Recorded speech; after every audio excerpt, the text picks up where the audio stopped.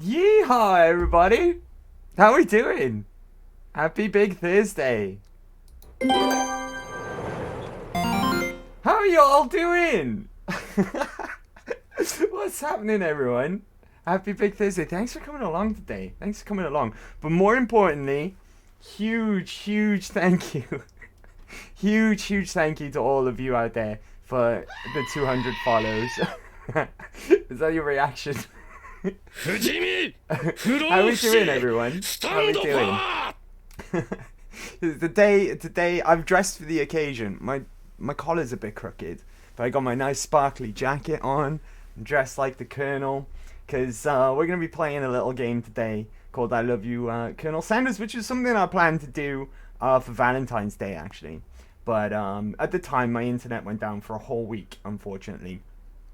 So as a thank you for 200 follows, okay. You can see the reflection in my glasses. There we go. If I look down like that, you can't tell. You can't tell. This commitment, I'm sure Colonel approves. I hope you do. I hope you do. How are we doing, guys? Ash, Lizard, Salmon, how is everyone? Thanks for sharing. Let's get you some early birds, because I've been forgetting to do that lately. Let's get you some early birds in the chat, guys. And we'll get on with the shout outs as well. Let me just get all them done and queued up before we continue. I'll do it in order. Oops. What the fuck, Courtney? God damn it. I hate it here. What is this? I was like, what is this goddamn gremlin that's running up my ass?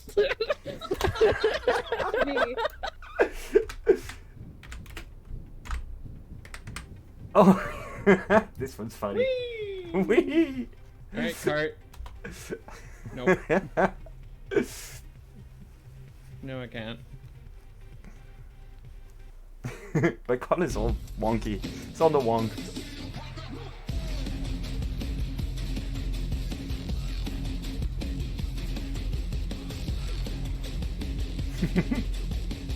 Courtney is Kremlin confirmed. How are we doing, everyone? Thanks for coming along to hang out today. Now, I know nothing about this game other than it's a dating sim, and it's about Colonel Sanders. It's KFC related, and Goop really likes this game as well. Colleen, what's up, Colleen? How are we doing? How are we doing, everyone? Let's get you a shout out as well before we get into the game. That's literally all I know, and that it works as well. Like I said earlier, I haven't been past the. But why did the tag say survival? Is that still on there? Wait, no. Considering My what bad. bellend actually means, like what? Considering it's like, I mean, there's two meanings. Bellend, aka idiot.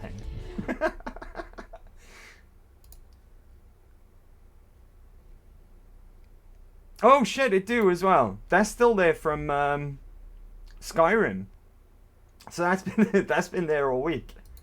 There we go. There we go. That should be fixed now. That shouldn't say survival anymore. My brother stormed in and complained about shit. Okay. Liz, I thought it could be an auto tag for the game. No, that's been there all week. I've had that on since Monday when we played Skyrim. That's my fault. That's completely my fault. You must survive the chicken. Right, okay. Alright, let's load up the game, and hopefully this all goes well. It went well in testing. It worked in testing, so bear with. Should be fine.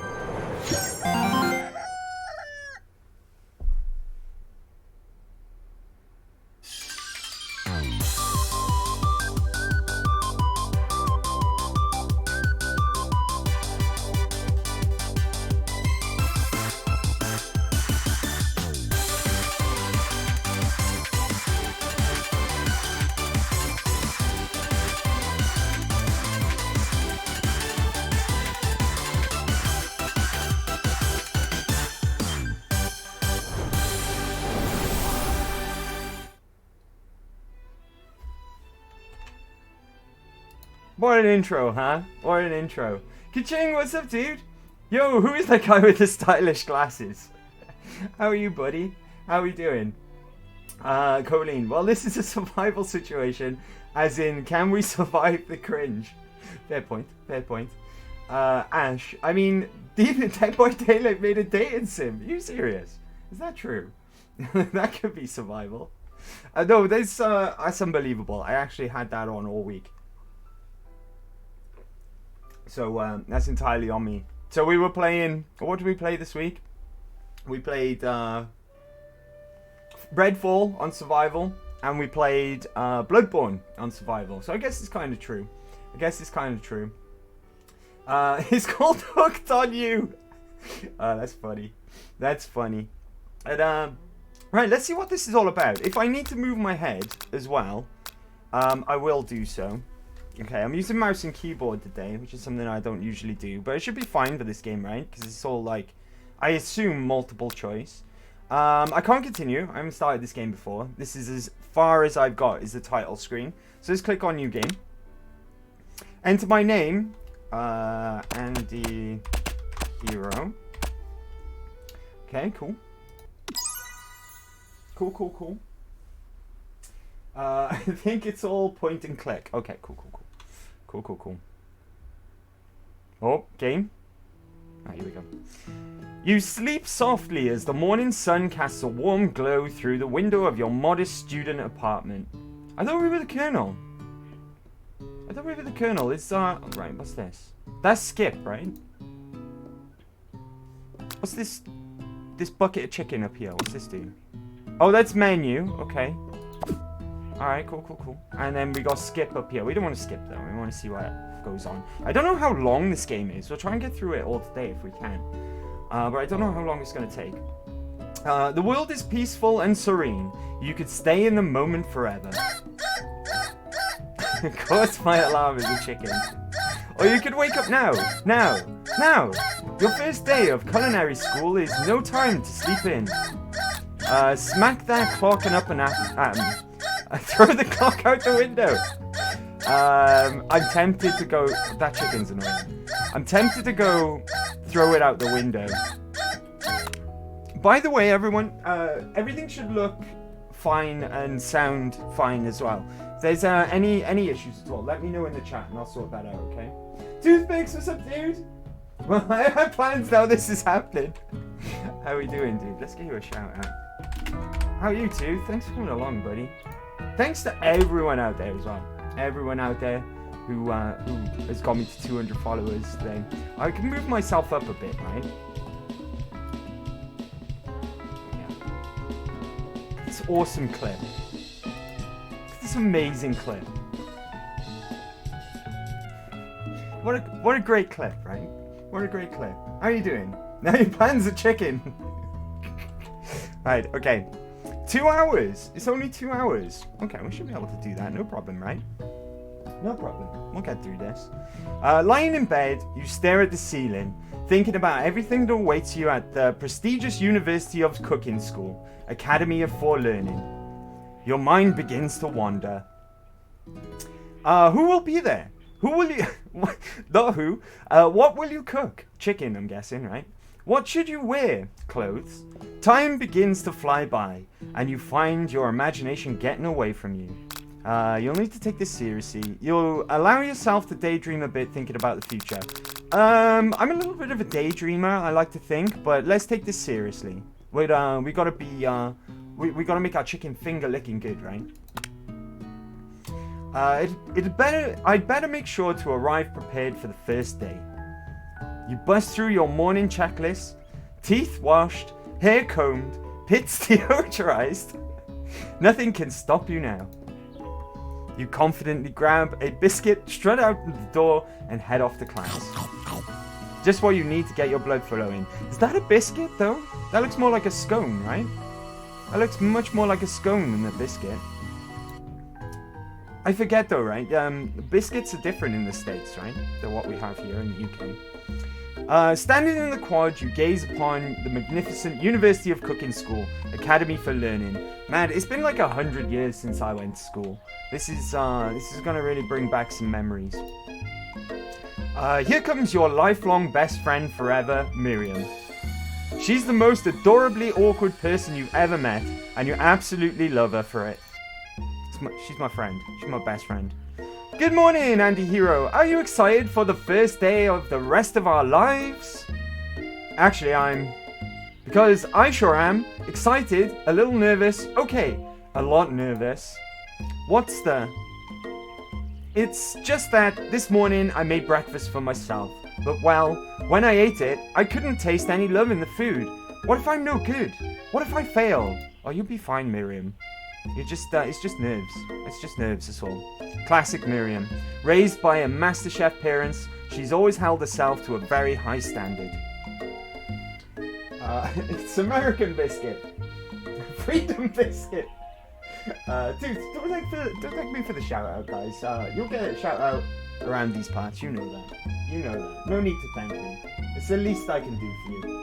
Kaching, do some blast beats.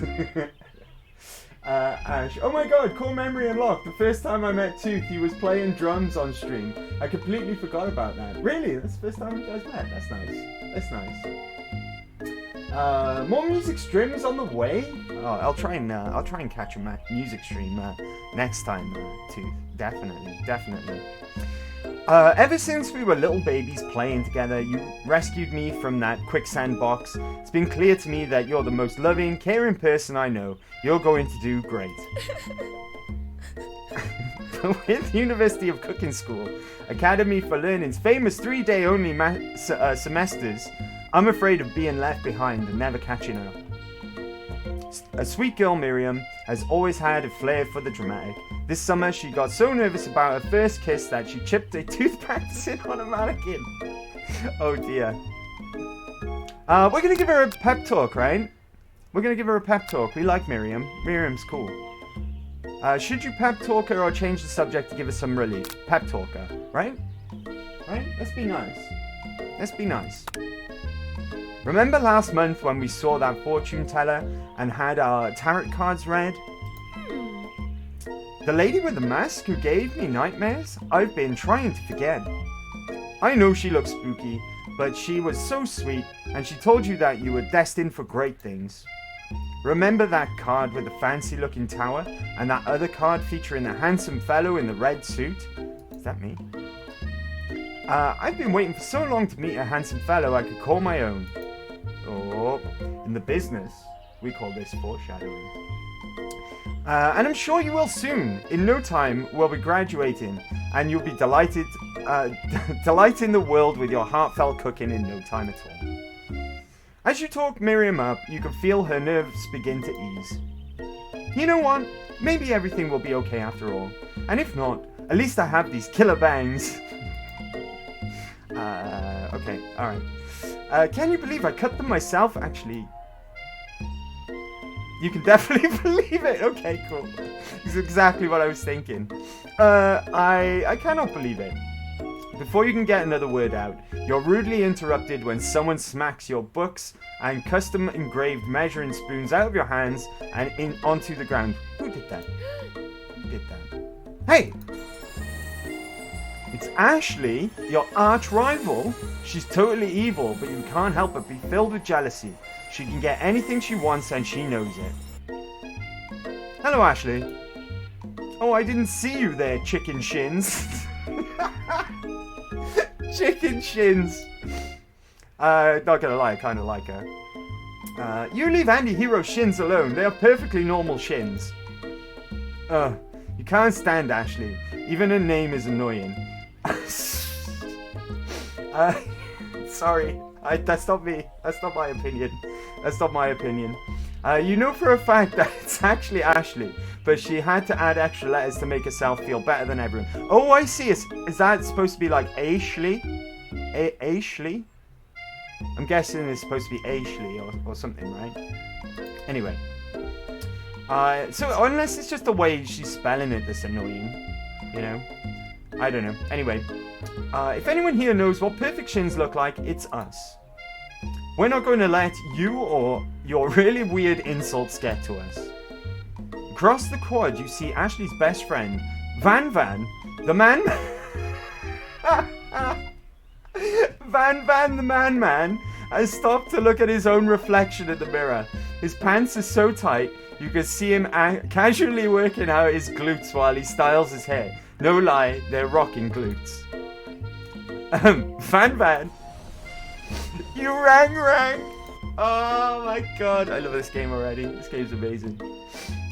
You've never been sure what they're... Sorry. Van, the man. You've never been sure what their arrangement is, but as long as you've known them, Ashley and Van have been just as close as you and Miriam, but substantially more devious.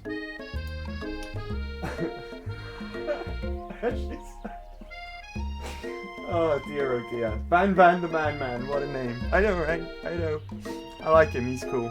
He reminds me of a JoJo character. I think it's the hair. He's definitely got JoJo vibes, right? Definitely got JoJo vibes. I can't believe that University of Cooking School Academy for Learning would ever allow people like you to attend as students. That's not very nice. I know, right? You'd think they'd just hand us our diplomas now. Or maybe hire us on as professors. You amateurs could learn a lot from us.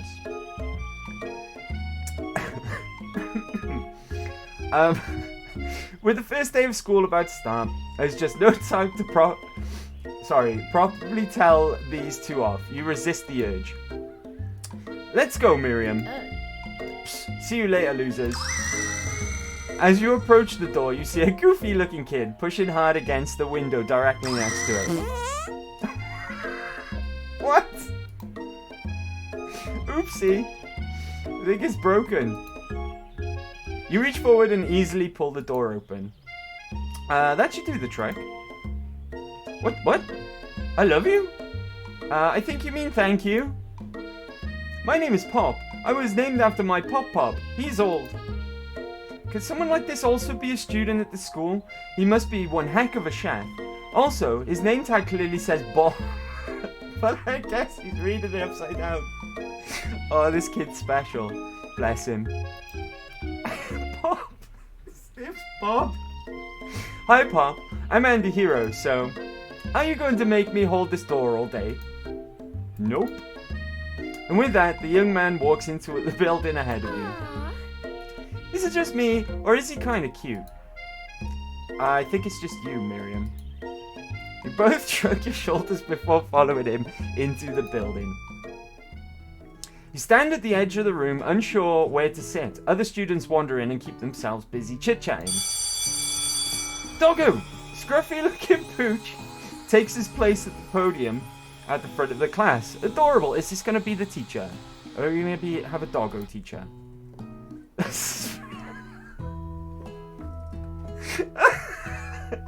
is as well. We had a dog teacher. Van, the man, Joestar. Is Pop cursed? Pop is probably cursed. He's probably cursed. Dog professor. Have some of you guys? Some of you guys in the chat? Have you played this before? I get the feeling that Ash has. I love Sprinkles. Sprinkles seems cool. Look at his little glasses. Now, quiet down, everyone.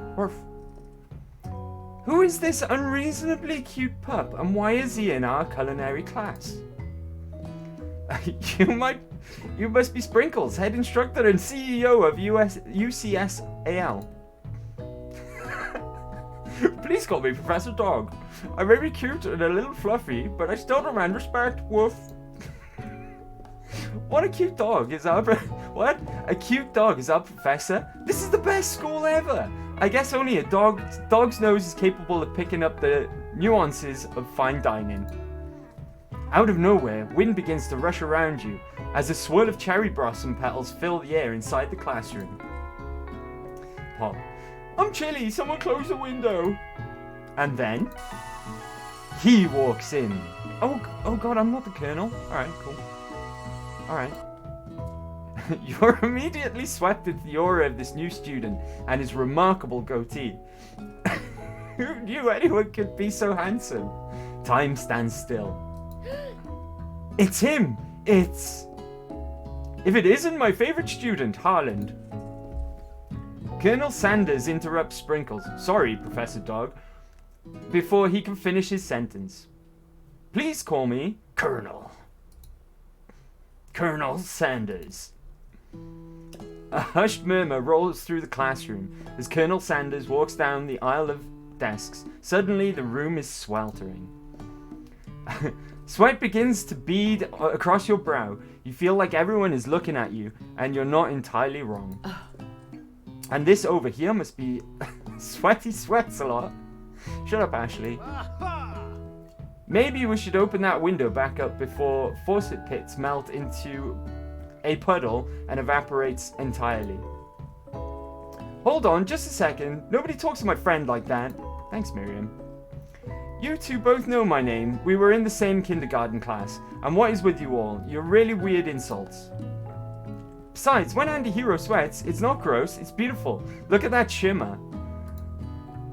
Take a moment to clean yourself up. Hold on.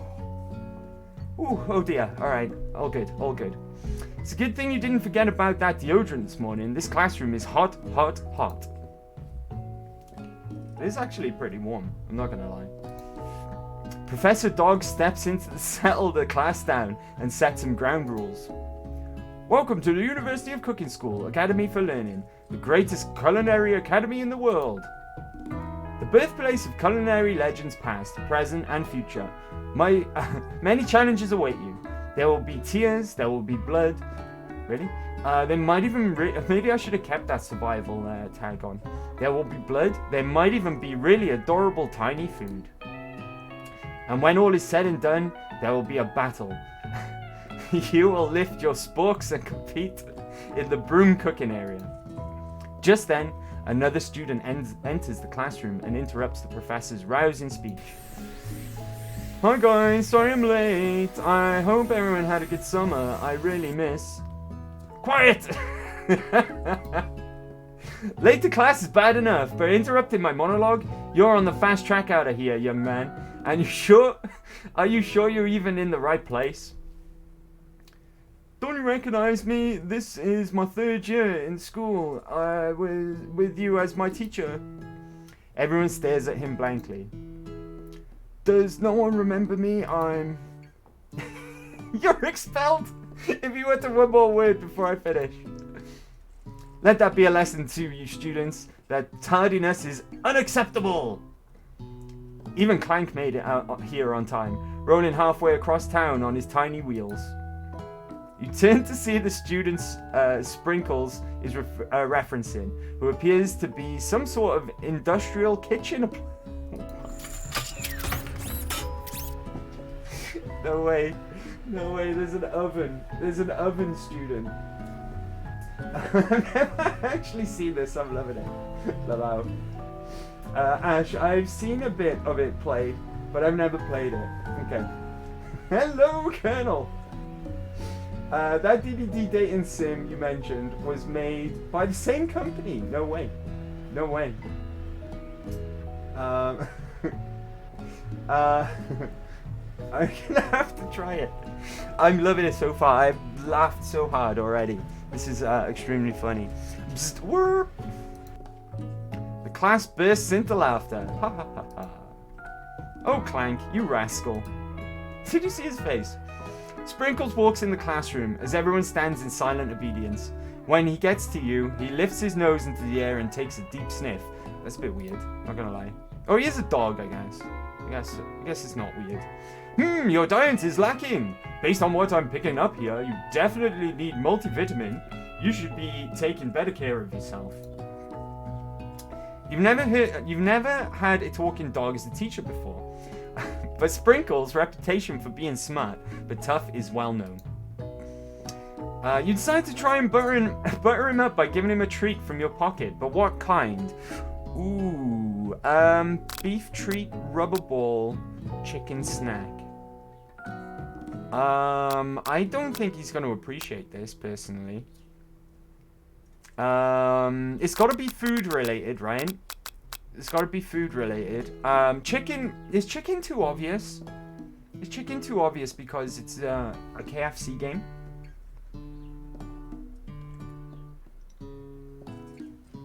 It's gotta be food though. It's gotta be food related. We are in a culinary school after all. Right? I'm gonna go for chicken. It might be too obvious, but I'm gonna go for chicken.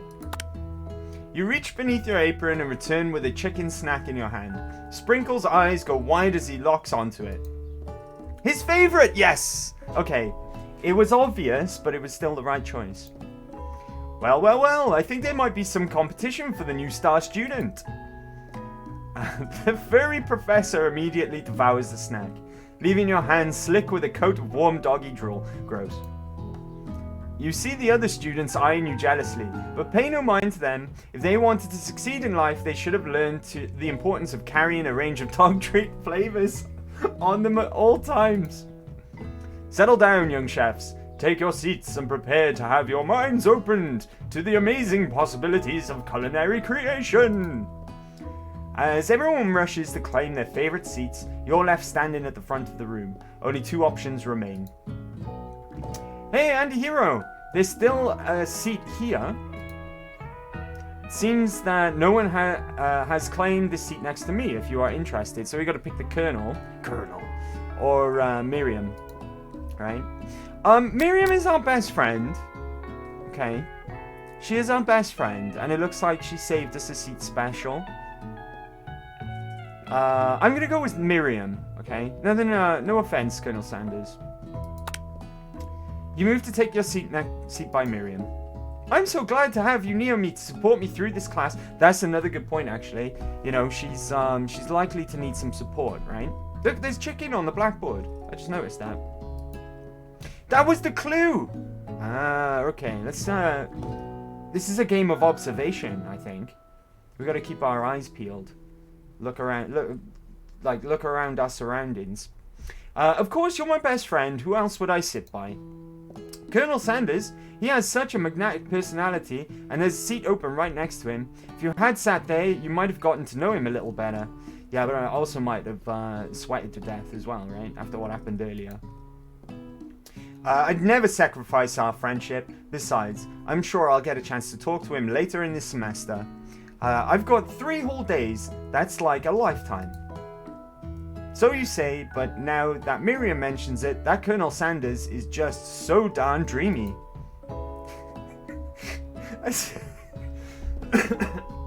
Pardon me. Who's this guy? Who's this guy by the clock? As soon as you've settled into your seat, the professor makes an announcement. Think first. This time for a pop quiz. Yay, a quiz about me. This is incredibly important. Surprisingly short quiz will tell me if you are ready for a life at culinary school. Keep your knives sharp and your focus sharper. Here comes question number 1. If a train A is traveling to point B and train B is traveling to point A, how important is it to wash your hands before cooking? Extremely important. Looking at you, Pop. Let's throw Pop under the bus. That's right. Forest is to tree as chicken is to feather? None of the others make sense. Chicken is to night vision goggles. Chicken is to a slam dunk. Chicken is to feather. That's right. What is the most efficient eating utensil ever created? It's got to be a spork, right? A comically oversized fork. Meat tenderizer. It's got to be a spork. Yes, right, okay. One more? Okay. What food is best for a broken heart? Camel meat. Camel meat. Pancake that looks like a silly face. It's got to be, right? Anything, as long as it is prepared with love and not too much salt. That's right. Is Sprinkles a good boy? He's a talking dog that teaches at a culinary school. He is the best boy. I got a perfect score. First try as well. Perfect score. He is the best boy. Nailed it. Ash. I don't think there's going to be any trick questions in this game, lol. Am I looking into it too much, right? I'm overthinking it, I guess. Salmon. Oh no, our best friend or the Colonel. Best friend, right? Best friend. Wrong camel meat. Right. Perfect score. Awesome. Wow. Be honest. Did you cheat? You look up to see that Colonel Sanders has been watching you tally your score. He's impressed. I know we just met, but I have to confess. I think you have a beautiful brain. Hot diggity, anti-hero. You've just scored some major Colonel Sanders points for that performance. May I have your attention, students? I have an important announcement to make. Time for lunch! Wow, the cafeteria is nice as any restaurant you've ever eaten at. It makes sense that a school dedicated to cooking would also be serious about eating. A delicious fragrance wafts through the room and tickles the end of your nose. Your mouth waters. Do you smell that? That must be our lunch. It smells crazy good. Everyone can I have your attention? Is it about lunch? No, I just wanted to apologize for my tardiness. You see, I was... Howdy, folks. I'd like to make an announcement. Hey, I was... It's about lunch. Everyone cheers. But Shh. Lunch, lunch, lunch. She said, shh. In honor of the new semester, I have prepared something special to share with everyone for lunch. Aha! That must be the smell I smelled. Indeed, that smell. You hold your breath, wait and see what food this mysterious student has created. You've heard that he's very talented, but were the rumors true? Is this? Colonel Sanders lifts a large bucket above his head. Its contents glimmer in the light. Piled high are huge pieces of chicken, breaded and fried to a crispy golden finish. Their aroma envelops you, and you begin to feel warm and safe. Warm and safe. Colonel Sanders has filled the bucket with chicken. What a novel concept. Your stomach begins to grumble as if to say, stop thinking and start eating. For years, I have been developing a secret recipe for the perfect fried chicken. By my calculation, nothing less than 11 herbs and spices are required to achieve the perfect balance of flavors. You look around and notice that every other student has a pen and paper and is scribbling notes as fast as they can. And that's all I'll say about that. Fan.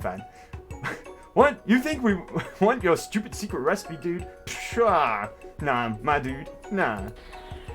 I'm just, drafting a last will and testament in case, one of those ingredients is, poison. Got him. He looks around nervously to see if anyone else is laughing at his sick burn. You wait to see what zinger Ashley has prepared to follow up, but she suddenly takes a different approach. Yeah, and I was just, like, writing in my diary. Dear diary, today I smelled something beautiful. I knew that moment that only the hands of a true gentleman could fry chicken so tender.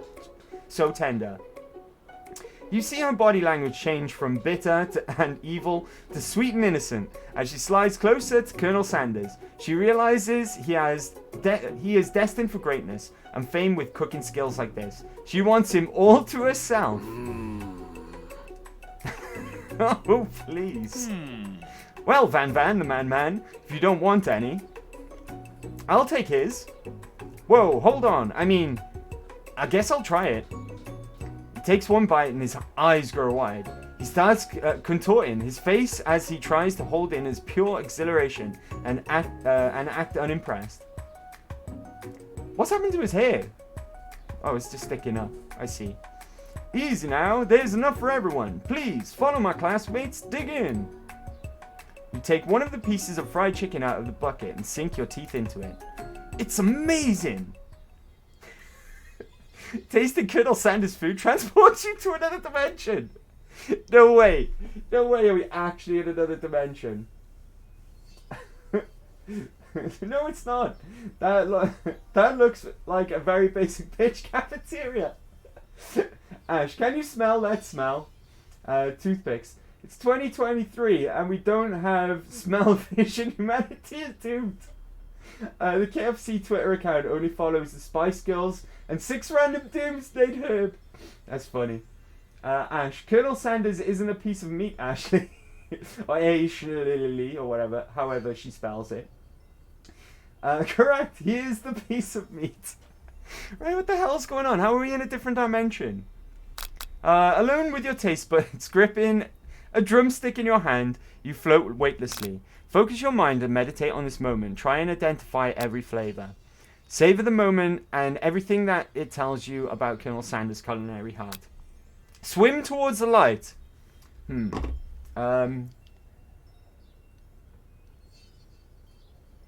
Okay.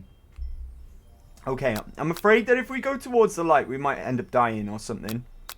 Right, because that's something that they say when you pass away, right? Move towards the light.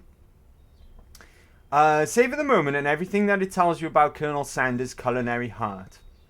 Interesting, because we answered the question in the test that any food is good for a broken heart as long as it's made with love and not too much salt, right? I say we meditate. We meditate on this moment and try and identify every flavor, right? Right? That better be gravy you ate hydrated with. When I used to eat meat, KFC gravy was just amazing, right? When I did used to go to KFC back in the day. I remember KFC gravy just being the best. Anyway, let's focus our mind and meditate on this moment. You let the food rest in your mouth and focus on it, scrutinizing every flavor. Salt, maybe? Pepper, too? Pepper? Too obvious. Oregano? Basil? Maybe. But there's something else. Something dark. Something spicy. You dig deeper. Deeper. Deeper. Yes. Even deeper still, until you find it. Could it be? Redacted. He really did it! How bold, how adventurous to use. Redacted. You try and go even deeper into the sea of flavors, but this revelation alone is more than you can handle. You snap out of it and realize that, did I just get spiked? Did you put something unsavory in his chicken? You snap out of it and realize that this information was meant to remain a secret, and yet, now you know. A mantle of responsibility now rests upon your shoulders. As you look around, you realize that everyone in the room is consumed by the lunch. No one notices that you've traveled through space and time. After tasting his food, you try to get some one-on-one time with Colonel Sanders. Colonel. You approach Colonel Sanders. Colonel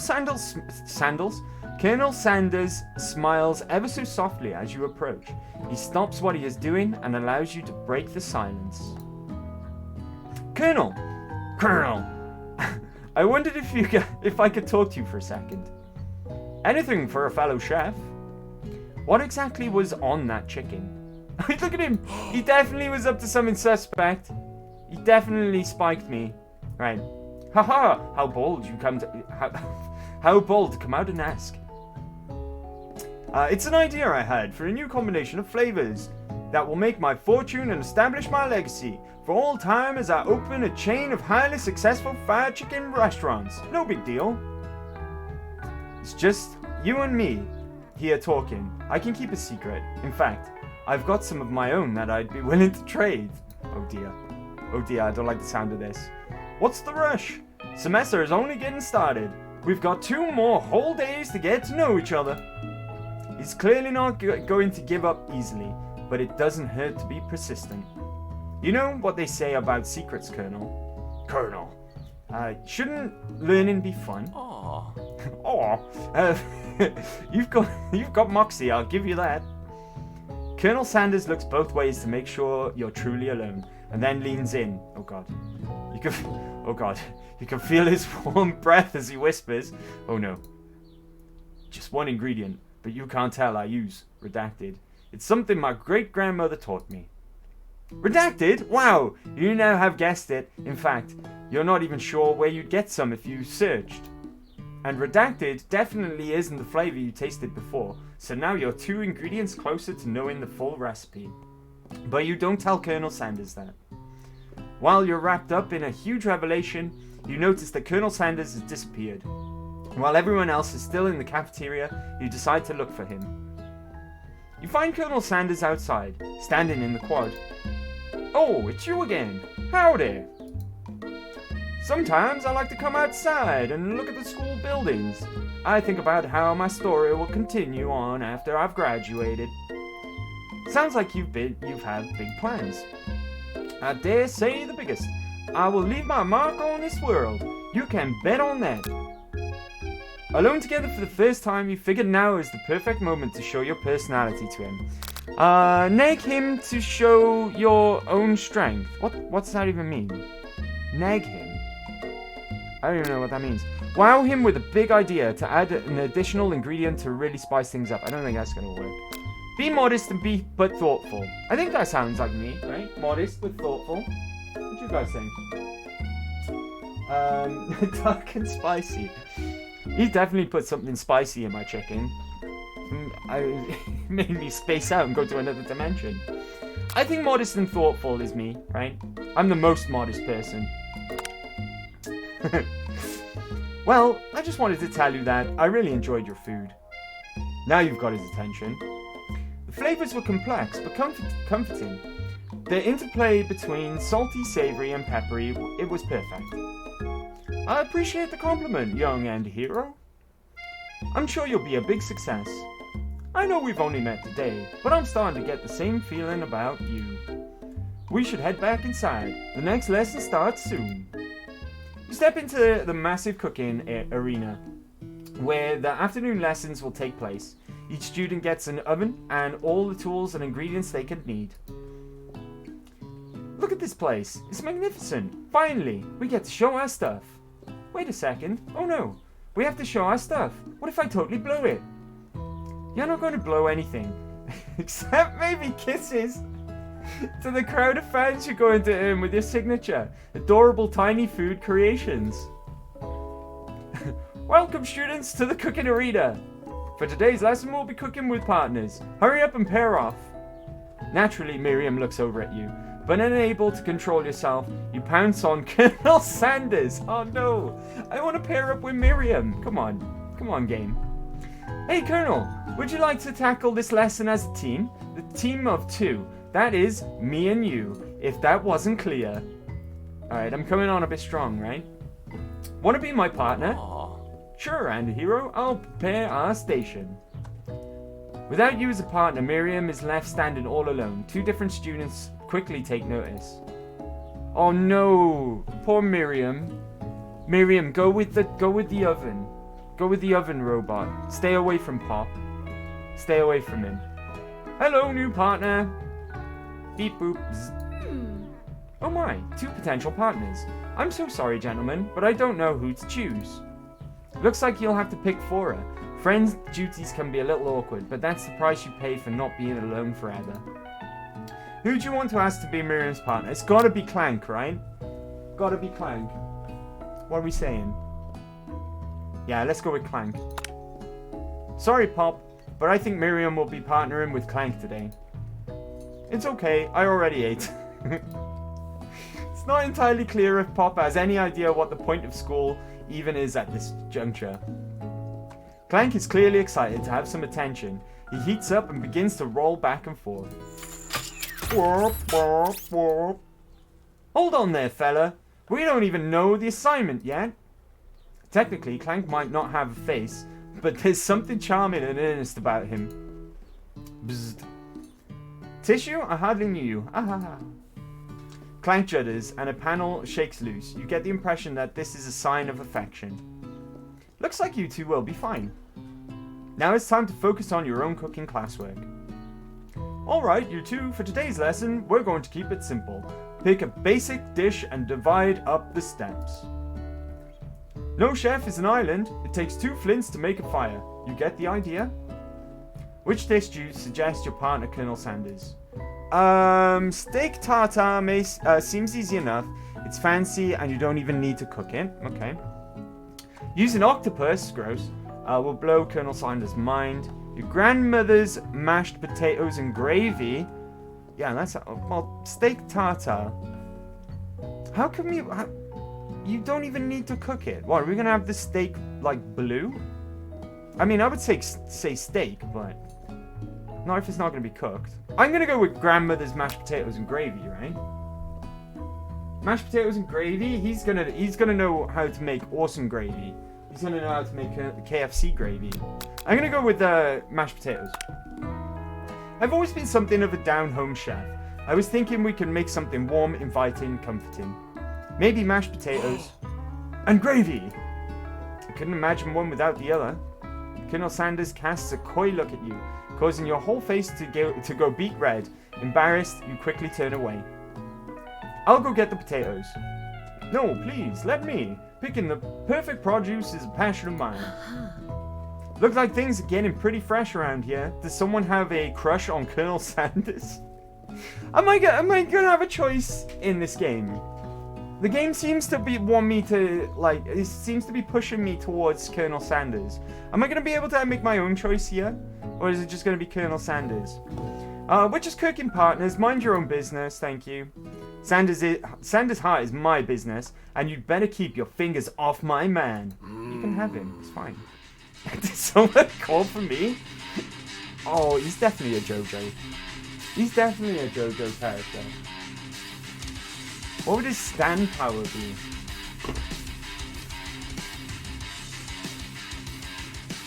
His stand power would be something to do with cooking. Alright, Van, with your cool ass entrance music. And your Joestar hair. Alright, dude. No G's, Van. While I'm over here crushing anti-hero's dreams, you're supposed to be taking care of our classwork. That was the deal, remember? He's so JoJo. He's so JoJo. Colonel Sanders returns, arms full of peeled potatoes. He tosses them into boiling water and turns his attention to you and your old friend. Oh, howdy there, Ashley, Van. Here are we working in a quartet instead of a duet now? Actually, no. It looked like Andy Hero was struggling, so we offered to give them a hand. You know how it is. These young amateur chefs need a lot of mentoring.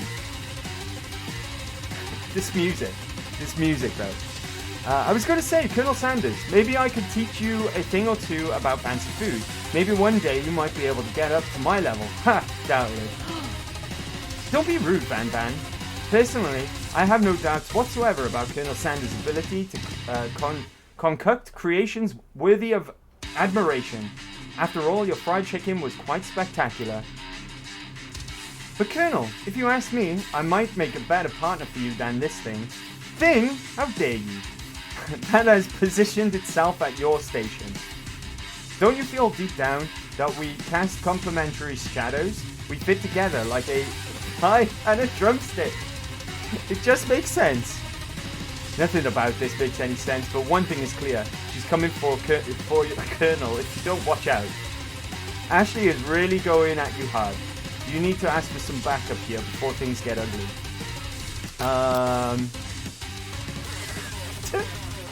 Turn to Colonel Sanders, hunk of hunks, in your time of need. Turn to Miriam, your forever bestie who always had your back. Yeah. Miriam always has our back, right? You turn to Miriam, and as soon as you find her, she senses it and looks back. This girl's friend in need radar is second to none. She immediately comes running over. Somebody threatened my friend! I will destroy them! I actually think that Ashley and Van were just leaving. Leaving you in the dust, vis-a-vis. My skills as a chef, perhaps, but stepping away from this competition, you are sorely mistaken. Miriam, you're a loyal friend, but Andy Hero is my partner for today's activity.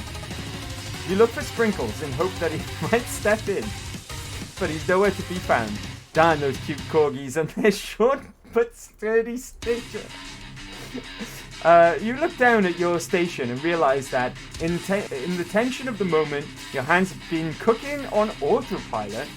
Distracted by the drama, you've already crushed and boiled the potatoes into a perfectly creamy mashed texture, with plenty of butter and cream for flavor.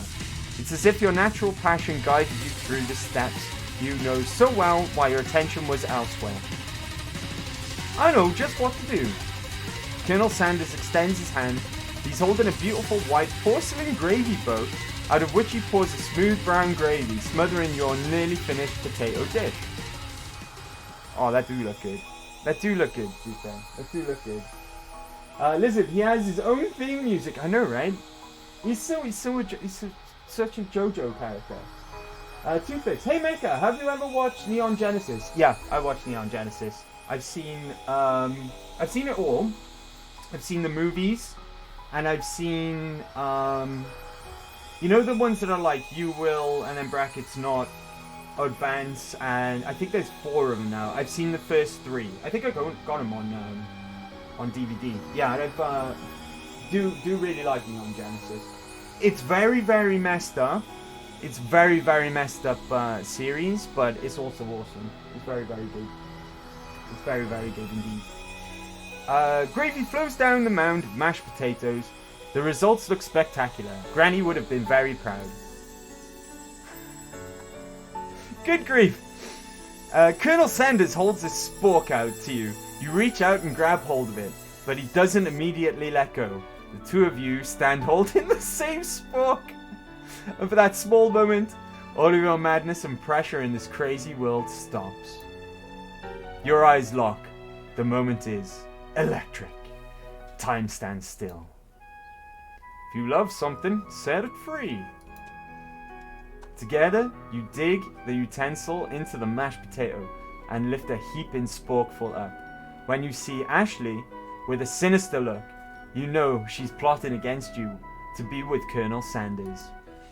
And then, filled with rage and without thinking, you fling the spork of mashed potatoes right into Ashley's stupid, beautiful face. How about you, Ashley? Van, do something, do something! Scooping up a fingerful, Van tastes the dripping mashed potatoes and gravy and realizes that it's delicious. Horrified by this revelation, he slinks away. Will he ever be able to cook something with so much love and integrity? Hold on right there. Anti-hero, we do not waste food on this broom cook in the broome cooking arena. Colonel Sanders, I expect better from you. If you throw one more spoonful, you both better be prepared to eat it from wherever it lands. Can I has potatoes face?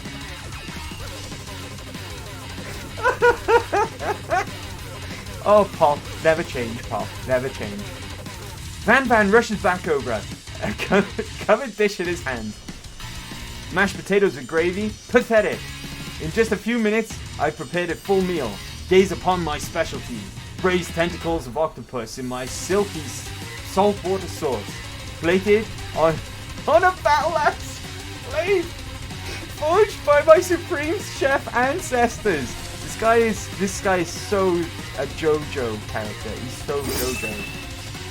You've ignored me for too long. That ends now. It is I who will have the first bite, and you will all look down on with envy. The interrupting student rushes at Van and swipes a bite of it. He put the food on a battle axe. He put the food on a... bloody hell. Right. And swipes a bite of his signature dish right off the plate. No, don't! Something about this dish doesn't strike my nose quite right. I think the octopus was rushed and may have turned in the process. The results could be toxic. Too late, it has been eaten. I think I left something in the oven. I don't feel so good. It killed him! It killed him! Everyone step back! Don't take another bite! When you look back at the plate, the rest of it is gone. You notice the tip of the tentacle being slurped up in Pop's mouth. Pop winces in pain for just a moment. Then is almost immediately back to his oblivious self. Oopsie! Tastes like poison. This guy's Ralph, right? This guy's Ralph from The Simpsons. Physio, what's up, bro? Damn, Colonel Sanders has been working out. How you doing, bro? What's happening? Happy Big Thursday. Ash, can I get my meal served up on an axe too? Oh, it'd be glorious, right? It would be glorious. This guy is Ralph. It tastes like burning. The entire class is gathered to watch Pop's final moments. Shock has frozen the whole crowd. They are as motionless as statues. This guy's dead! He's a ghost! He got killed by the bad octopus. The class bell rings, disrupting the moment and snapping everyone back to reality. Oh, there goes gravity.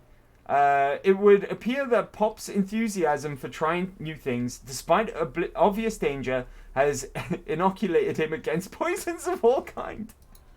I'm starting to like Pop. Pop's cool. I'm not sure the professor's here to make enough money. Ghost of student! He's dead! He's dead as AF. Hello? I just turned into a ghost over here. Seeing that you're shaken up by the really annoying student and all his nonsense, Colonel Sanders approaches you. I'm sorry you had to go through that. Please, let me walk you home. What? Like, for real? Oh, come on. You follow Colonel Sanders out of the room. At night, the school building has taken on another vibe entirely. It's dark, more than a little spooky. Colonel Sanders stands in the quad's neon glow and speaks softly. Those mashed potatoes you made in class today, before you go on, I want you to know they're not a great representation of my skills. I didn't even realize I was making... Oh, that's not me. That's me. That's me. Sorry. They were amazing. Tasting them reminded me why I became so passionate about food to begin with. Colonel Sanders is getting choked up. Cooking is obviously important to him, in a way that you find inspiring. Now might be the perfect time to tell him you're... The game wants me... The game's pushing me towards Colonel Sanders. Come on, I want to pick someone else. Nothing against you, Colonel, okay? It's just that, I like options, okay? I like options. Colonel Sanders? Yes, and a hero? There's something I need to tell you. Hold it right there! Thanks, Van. Thanks for saving me, buddy. There's something I need to tell you first. Oh, jeez. You see, when I was just a boy, I had a dream that one day I would be the greatest chef the world has ever seen. And every day since, I have been working towards that dream. Day and night, never stopping, never resting. Also, lifting a lot of weights, like so many weights. We should follow our dreams with all of our hearts, that our souls may grant them like wishes floating on a shooting star. Hey, no, you! Shut up! I'm the only one here to say inspirational stuff. And be the star of the story. Are we forgetting that your cooking literally killed a guy? It killed someone, dude! You can't prove that! I also saw you kill that guy. What was his name? Somewhere in the distance you hear a long, sad sigh. We haven't found out his name yet, right? We haven't found out his name. Physio, Colonel Sanders grooming his students. He's a student too, apparently. Apparently he's a student too. Forget him. We're talking about me. Me. I'm the hero. It's literally my name, buddy. Oh my god. What the fuck? Spork Monster. The Spork Monster is here to fight our hero. Use your stand power, buddy. Star Platinum. I think I left the fridge door open. Later, nerds. How dare you threaten me? Just as I was letting down my guard and connecting with another chef on an emotional level. Be afraid. Be very afraid of me because I'm a monster. See? Is he rhyming on purpose or is that just a coincidence? What's that about? Thanks, defects. Launch the Avis! It's an angel launch Davis. But before you can discuss syntax any further, it's a turn-based fight sequence. Oh my god. What will you do? Attack. Decide to go on the attack. Which attack will you use? Cook with love. Does 1 damage. Come on. It just got real. That attack really upset Spork Monster. Spork Monster goes on the attack. They spit hot gravy at you. you take 1 damage. Let's keep attacking, right? Best defense is a good offense, right? Decide to go on attack. It worked last time, right? Cook with love! Does 1 damage. Spork Monster won't forget this. Spork Monster is really threatened by your attack. Spork Monster focuses their mashed mind and draws in energy from Mother Earth itself. They grow larger and more intimidating. How will you respond? Attack. Which attack will you use? Cook with love! When do we get our limit break? At this rate, this semester will probably be over before this fight. Spork Monster is no quitter. Buffed up and ready to rumble, they go on an attack once more. Spork Monster uses Utility Tensile. You take 2 damage. Oh my god.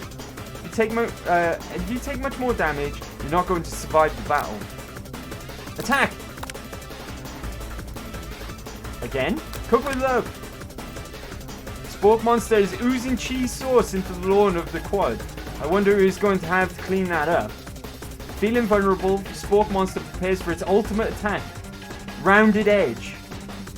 Vile villain, your reign of terror stops here. Colonel Sanders summons the energy of 1,000 chickens. Hot pie power punch. Oh, pinch. Does 10 damage. Spork Monster is defeated. Amazing.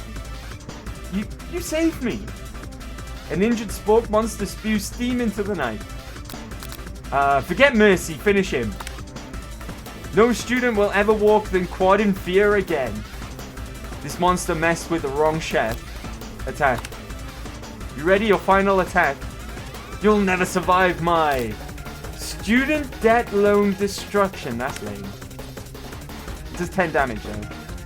Spork Monster is completely vaporized. Colonel Sanders looks on in awe. You continue to surprise me, and a hero. The defeated monster left behind a special item. It appears at first to be a cookbook. Too close. You were almost a Jill sandwich. Thanks, Lizard. That was perfect. That was perfect. Ash, Spork Monster is just me in the mornings. Oh, Ash, I'm sure that's not true. I'm sure that's not true, Ash.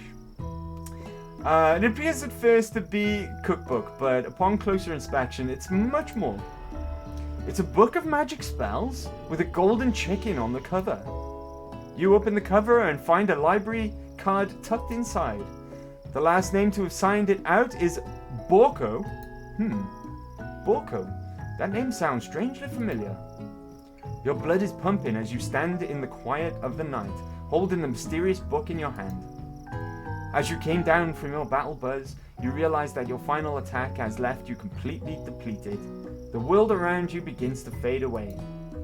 Without any energy to keep your eyes open, darkness overtakes you. Oh my god.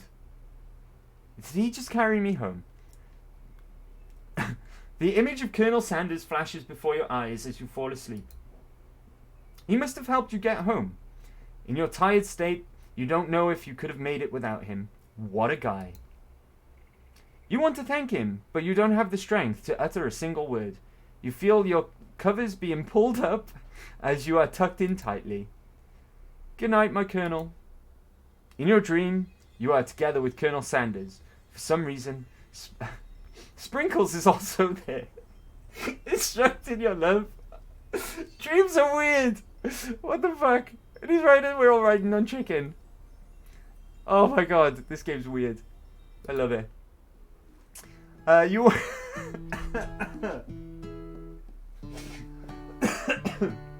Pardon me, sorry. You awake on day 2 and attempt to process process the wild visions you had. Were they memories or premonitions? We're in day 2 already. The semester's only 3 days, right? So we're nearly 50% through. You lie in bed and stare at the ceiling, thinking about the secret you discovered while tasting Colonel Sanders. What? Hang on. That's not right, right? Thinking about the secret you discovered while tasting Colonel Sanders. Oh, cooking yesterday. Oh, thank goodness. You can't believe he really used redacted. And then there was the secret ingredient that Colonel Sanders went ahead and told you outright. Not much of a secret, huh? It's probably just because he already trusts you so much. Sure, that makes sense. We'll go with that. Oh, was he bluffing? Did he give me a bogus ingredient?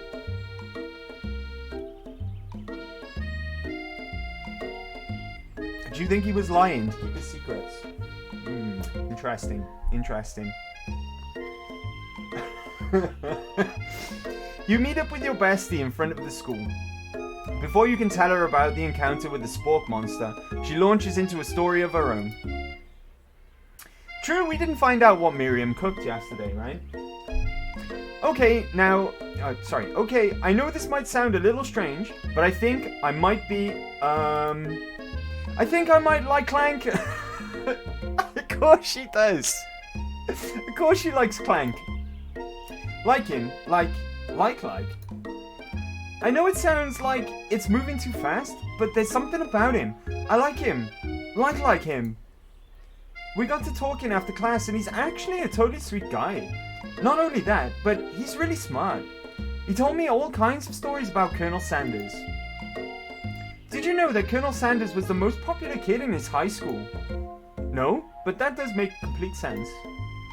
Yeah, but he was so popular that he was voted prom king at the school he didn't even go to, and was also the convertible that he himself rode in the front of the homecoming parade. I'm thinking maybe something got lost in pressure cooker language translation there. Either way, maybe it'd be best if you took it slow with the new boy, like I am with Colonel Sanders. You and Colonel Sanders, the coolest guy in school, the most famous student to ever attend University of Cooking School, Academy of Learning. You're a thing now. We definitely connected yesterday. It's not fair. The game is pushing me towards Colonel Sanders. I want to make choices. You sure did. You're great. Why wouldn't he be into you, I guess? Laughing at the implication that you and Colonel Sanders might be a thing is definitely not cool. You are great. You have an idea about how to prove that your love is real. Well, if he's not into me, why did he tell me one of his secret ingredients? However, you don't tell her that you know a second ingredient too, which you discovered on your own. Your bestie's eyes light up. A secret ingredient? Yeah, I just said that. The secret ingredient is there. Is there a dramatic echo in here? Miriam checks to make sure you're alone before continuing. So this summer, while I was on vacation with my family, a lovely man approached me in the botanical garden where I was wandering. This can't be good. He told me all about his passion for spices, secret spices. The man even gave me some to show me what he meant. He said it was a powder created from super duper rare dried flower petals, and that if I did him a big favor, I could have some of my own. Please, Miriam, don't tell me. So I filled my suitcase with them and brought them home. He was so nice, he even met me at the gate where he arrived. Later, when I cooked with them, a very strange feeling came over me, and the flavor was unlike anything I'd ever tasted. I think you're being very liberal with the meaning of spices here. Whatever. Anyhow, we both share an interest in cooking, so we've stayed in touch, you know, like pen pals. I bet he would love to know more about new spices. Well, I'm definitely not supposed to share Colonel Sanders' secret recipe. And besides, I only know the one ingredient, so I doubt I'd be much use to anyone. Please, please, please! It would mean so much. It would mean the world to me. No one has to know it came from from you or from Colonel Sanders. What do you think? Should you protect Colonel Sanders' secret or share it with your bestie? We can't just not tell her. Oh god, this is a hard choice. This one's a hard choice. Because she's our bestie, right? She's our bestie. I don't want to lie to her. But I also don't want to give away Colonel Sanders' secret. He trusted me with that. It's a secret, right? And I can't just outright refuse to tell her. Oh, this isn't good. What do you think? Should you protect Colonel Sanders' secret or share it with your bestie? I'm still not convinced that Colonel Sanders has told me the truth anyway. Because it was a different ingredient to the one I found out when I went to another dimension. But I don't want to lie to my bestie either. We might fall out. Yeah, fuck Colonel Sanders. The game's pushing me towards him anyway. Let's be true to our bestie, and I'll tell her. Okay, I'll tell you, but it has to stay secret. Miriam nods furiously. He told me that he uses redacted. Never would have guessed that, would you? Her eyes light up, imagining such a thing, and you figure that you've satisfied her curiosity and she'll move on. However, she immediately turns around and does some thumb typing on her phone that you can't quite see. That's probably not good. Before you can ask her to confirm that she was definitely not texting secrets to other people, you're interrupted. A wind rushes in, cherry blossom petals fill the air. Oh god, it's Colonel Sanders. Here he comes. He's on a horse! He's on a horse! Stand back and admire his majestic glory. I'm not running to him. The game really wants me to... It's pushing me towards Colonel Sanders. I might not being told what to do, game, okay? I'm gonna stand back and admire his majestic glory. His horse. Redacted is my favorite spice. Fuck Colonel Sanders. Yeah, right? Colonel Sanders' horse is truly a thing of beauty. Look at my horse is amazing. Without ever acknowledging that he's being watched, he does a short horse dance before dismounting with a flourish. He then slaps the beautiful creature gently on its rear, sending it running free into the countryside. You are so struck by the sight of him that you lose the ability to speak coherently. Oh, I didn't realize anyone was watching. Don't worry, he knows his way home. You attempt a compliment to Colonel Sanders, but the words don't come out exactly right. What a horseful beaut you have. I mean, what a horseful beaut you have. Dang it. That's what I just said. Being a good friend, Miriam attempts to cover for you. Oh, and a hero just really nervous around people they like. What? This is not helping. I mean, they get food poisoning and we're up all night. It was gruesome. You should have seen it. She gives you a wink and a smile as if to say, situation handled. Can't blame a girl for trying. And with that, Colonel Sanders disappears into the school, leaving you and Miriam to follow. When you enter the classroom, you can see your two rivals, Ashley and Van Van, are doing something bad. By the way, they're hiding. You know it must be really bad. Like counterfeiting recipes bad. Experimenting with restricted ingredients bad. Summoning a demon bad. You try and get a peek over Van Van's hulking shoulder, but he sees you coming. Whoa there, little one. I'm not sure you're ready to handle this.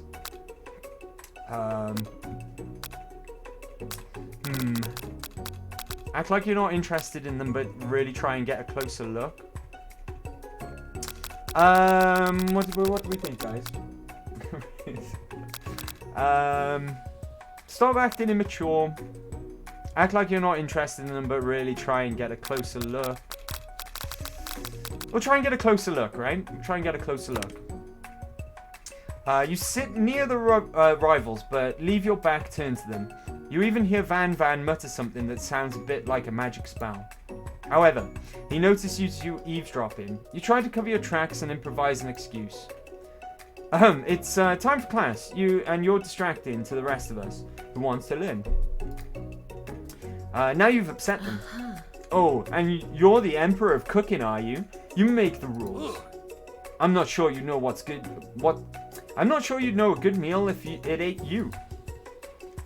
Being the best chef in the world takes more than just culinary skills. It takes creativity. It takes panache.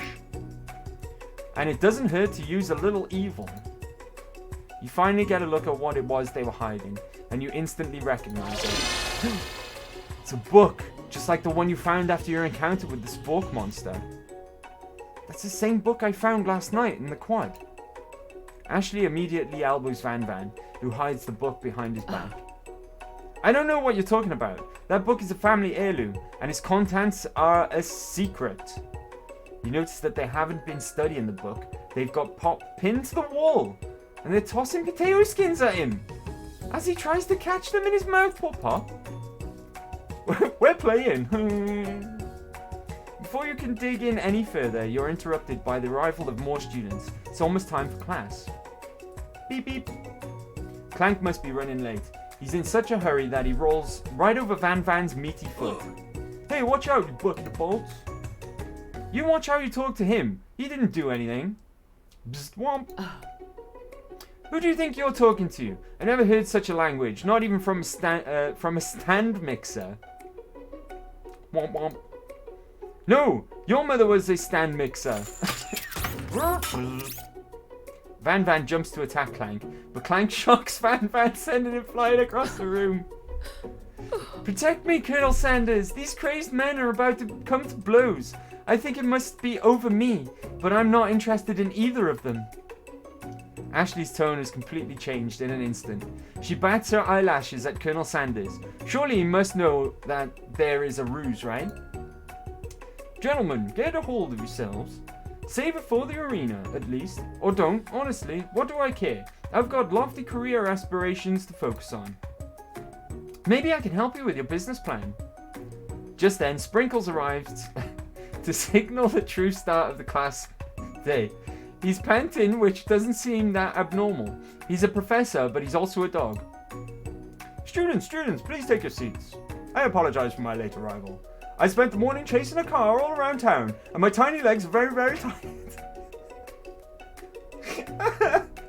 I love Sprinkles. He's such a good boy. But I'm here now, and I hope you're ready to learn. Rub his furry dog belly. He loves it. After he catches his breath, Sprinkles regains control of the classroom. Without further ado, we'll review the global history of my favorite fowl, the chicken. You want to pay attention to the lesson, truly you do. Which is why in 1776, at the signing of the Declaration of Independence, it was a chicken who first signed the name.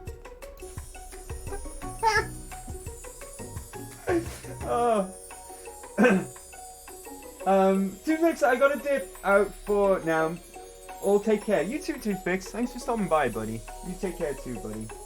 I'll catch up with you soon.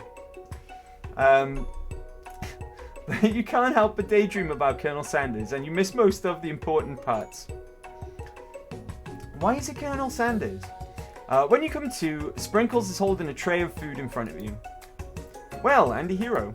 Naturally, this appears to you to be a sample platter. Which item do you want to sample? Shimmering pepper, I guess, right? Right?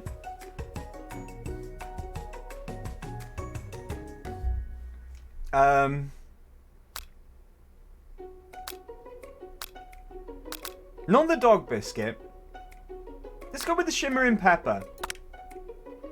A brightly coloured pepper stands out from the other items. It sparkles in a most eye-catching way, so naturally you reach out, grab it, and eat it right away. However, your body is not prepared for the heat. Oh god. The pepper has triggered an intense spice hallucination. It feels like forever as you trip through the... I'm high again. I got high again. I'm stoned. Look at this dead student. This is the dead kid. This is the dead kid. Oh, caught on myself. My friend. Oh. This guy again. I'm here to give you an important message. Oh. You must avenge death and fulfill your destiny. All you must do is... Cough, cough. I was saying to fulfill your destiny, all you must do is... Cough, cough. Sorry, I think I've got some spice stuck in my throat. It's fine, I'll work through. Cough. To fulfill. Cough. The prophecy. Cough, cough. You must. You feel yourself begin to regain consciousness. Oh man. Ghost of a student. You come to and find everyone is staring at you. That pepper was the last of its kind on Earth, and now it's gone forever. You think to yourself, geez, I should have paid better attention. We all make mistakes. I'm sure he'll forgive you someday. Oh, does Sprinkles hate me now? Because I ate his last pepper. You shouldn't have offered it. You shouldn't have offered it, right? Come on, it's time for lunch. Before anyone can relax, the cafeteria lights dim. And your rivals enter to make a dramatic announcement. Today's lunch will be prepared via timed competitive cook-off. The level of theatrics with these two is off the charts. Step up and tell them you're on. A bit of lunchtime competition, huh? Count me in. If I have to wipe the tables with you fools before I set my lunch down on it, then so be it. I'm not the fool, you're the fool. Good one, Van Van. I like your gumption, Andy Hero. I'll be watching your performance. Just as things reach a boiling point, Sprinkle steps in. Surely he'll put a stop to this madness. Now, students, please settle down. This is a lunchroom, not a sportsing court. Finally, a little sense, you breathe a sigh of relief. At least not until we turn on the timer! Timer ready! Just then a huge light blasts you in the face, flashing the words, timer ready! That's what I'm talking about. Arroo! I stand corrected. The hard way builds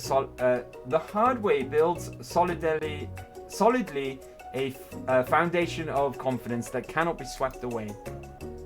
And that's an original quote by me, in case anyone was wondering. I hope its message lifts you to victory. Like a diamond, I was formed under pressure, and now it's my chance to shine. I will defeat you myself. You had his chicken and you made mashed potatoes and gravy on day one, and you're feeling like you can really impress him again here. It's time to boil some water for the potatoes. Are we doing mashed potato and gravy again? Think fast. If the timer runs down, you'll be forced to pick randomly. Oh god. Oh shit. What temperature does water boil? 100 degrees Celsius.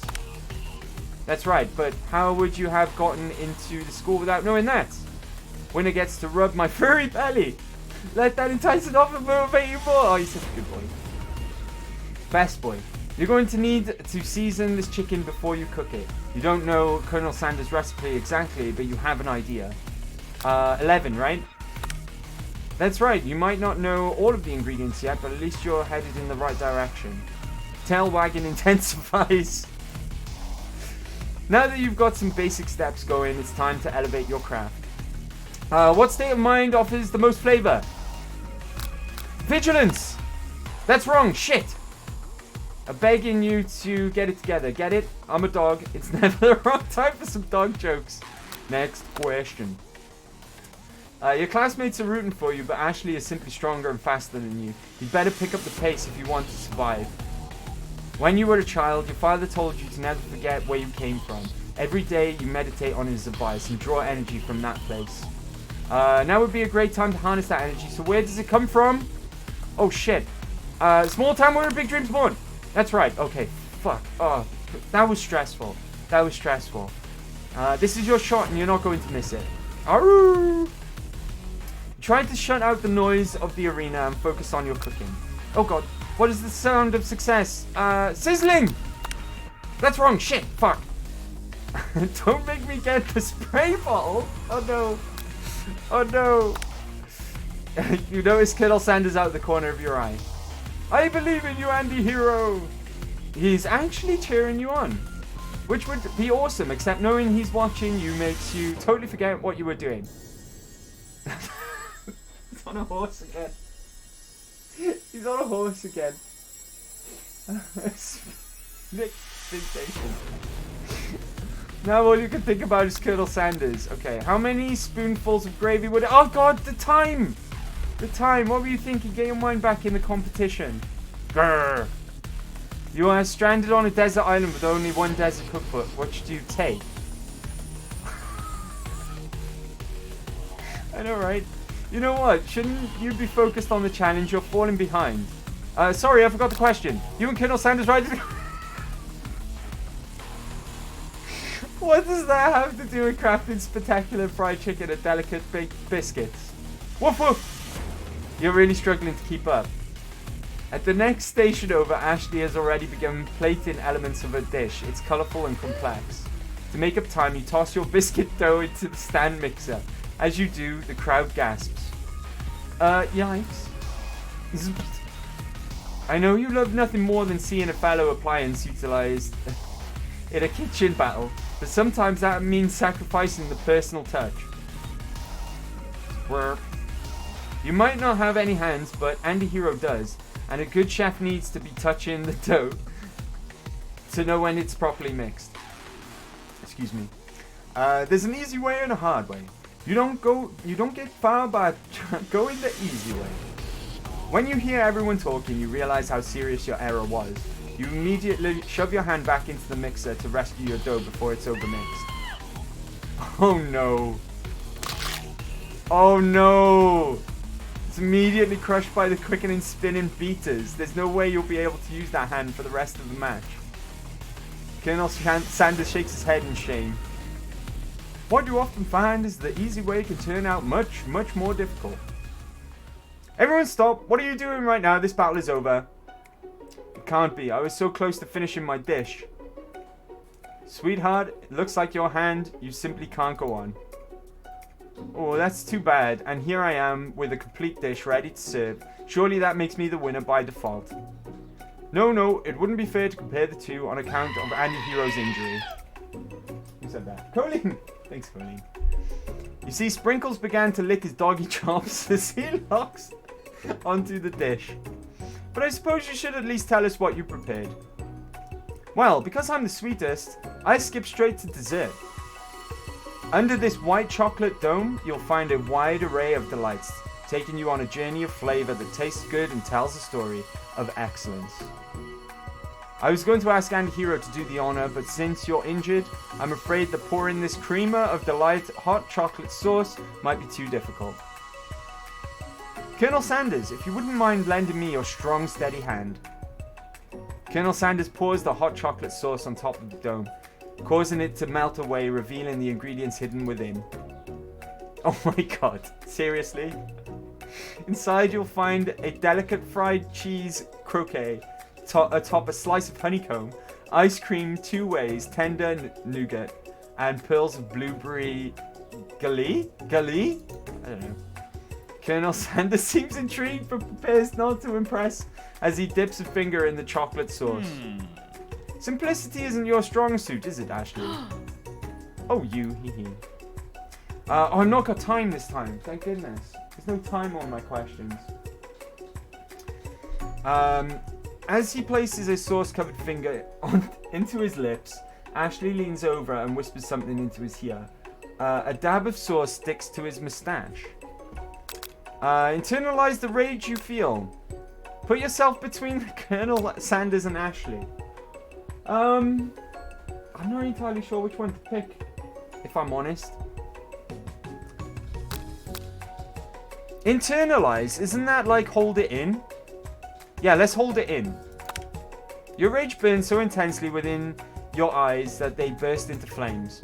The flames cause your eyebrows to catch fire and turn to ash. And they fall off your face, which means people will have a hard time understanding your emotions for the rest of the semester. Perhaps forever. I just burnt my own eyebrows off with my fiery eyes, and I've injured my hand as well. So I'm not in good shape here. I'm not in good shape. Embarrassed and ashamed by your poor performance, not to mention your crispy fried brow, you run for the quad to be alone.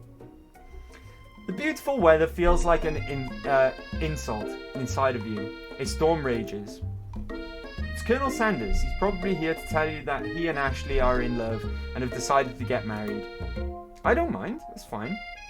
And he won't even ask you to cater his wedding because you're a terrible chef and an awful person. You try and hide from him, but he approaches you directly. I know you're hurting right now. Not just from the devastating loss, but from that run-in with the mixture and that small fire. We should get that checked out. I'm fine. Can't you just leave me alone? I'm a loser. I'm not fit to fill your fryer. What? I'll never be a master chef. Is that an innuendo? Not gonna lie, getting hungry. True. It is about food. failure is a part of life. Not just for you, but for all of us. Do you think I've never failed at anything before? That's exactly what I think. Well, then think again. I wasn't always the man you see before you. Enrolled in culinary school. Incredibly handsome, successful, motivated. Well, handsome, sure. I was born that way. I really fucking hate this guy. Fuck off, Colonel Sanders. But I've walked other paths and arrived at dead ends. I was passionate about life, but I failed as an... What? Obstetrician? I was passionate about justice, but I failed as a lawyer. I was passionate about livestock, but I've even failed as a mule handler. That one was especially humiliating. Mules can be so cruel. I lost my business partner to a gunfight. What the fuck? This game's weird. I didn't know.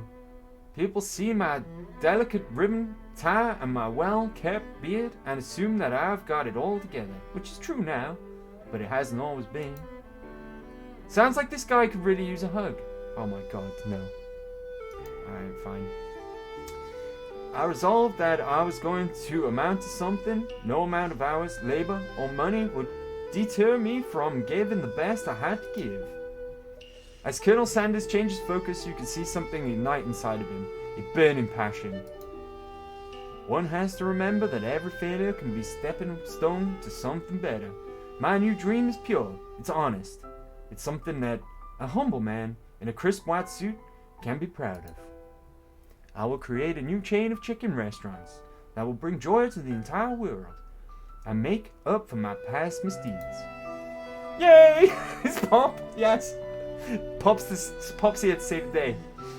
Just as your moment grows intimate, you're interrupted by a threatening shadowy presence. It's the Spork monster again. Battle scarred from the night before, you prepare for the worst. Gorko, the Spork monster is here to fight a hero. Is anyone else feeling a bit of deja vu? I'm sorry, Gorko, but I could have sworn we already battled you last night. That was Borko, my twin, and I, Gorko, am here to avenge them. Are you stronger than Borko? Well, we're twins, so no. Not really. We're pretty much exactly equal in every way. Why do you ask? Colonel Sanders smirks. He is already on the same page as you. It's just that we beat Borko pretty easily, so I don't think you have much of a chance. Not to mention, I feel really guilty about that. If I could take it back, I would. I think what Anti-Hero is saying is, can't we just be friends? Life's too short for making enemies. I suppose. We really don't need to fight.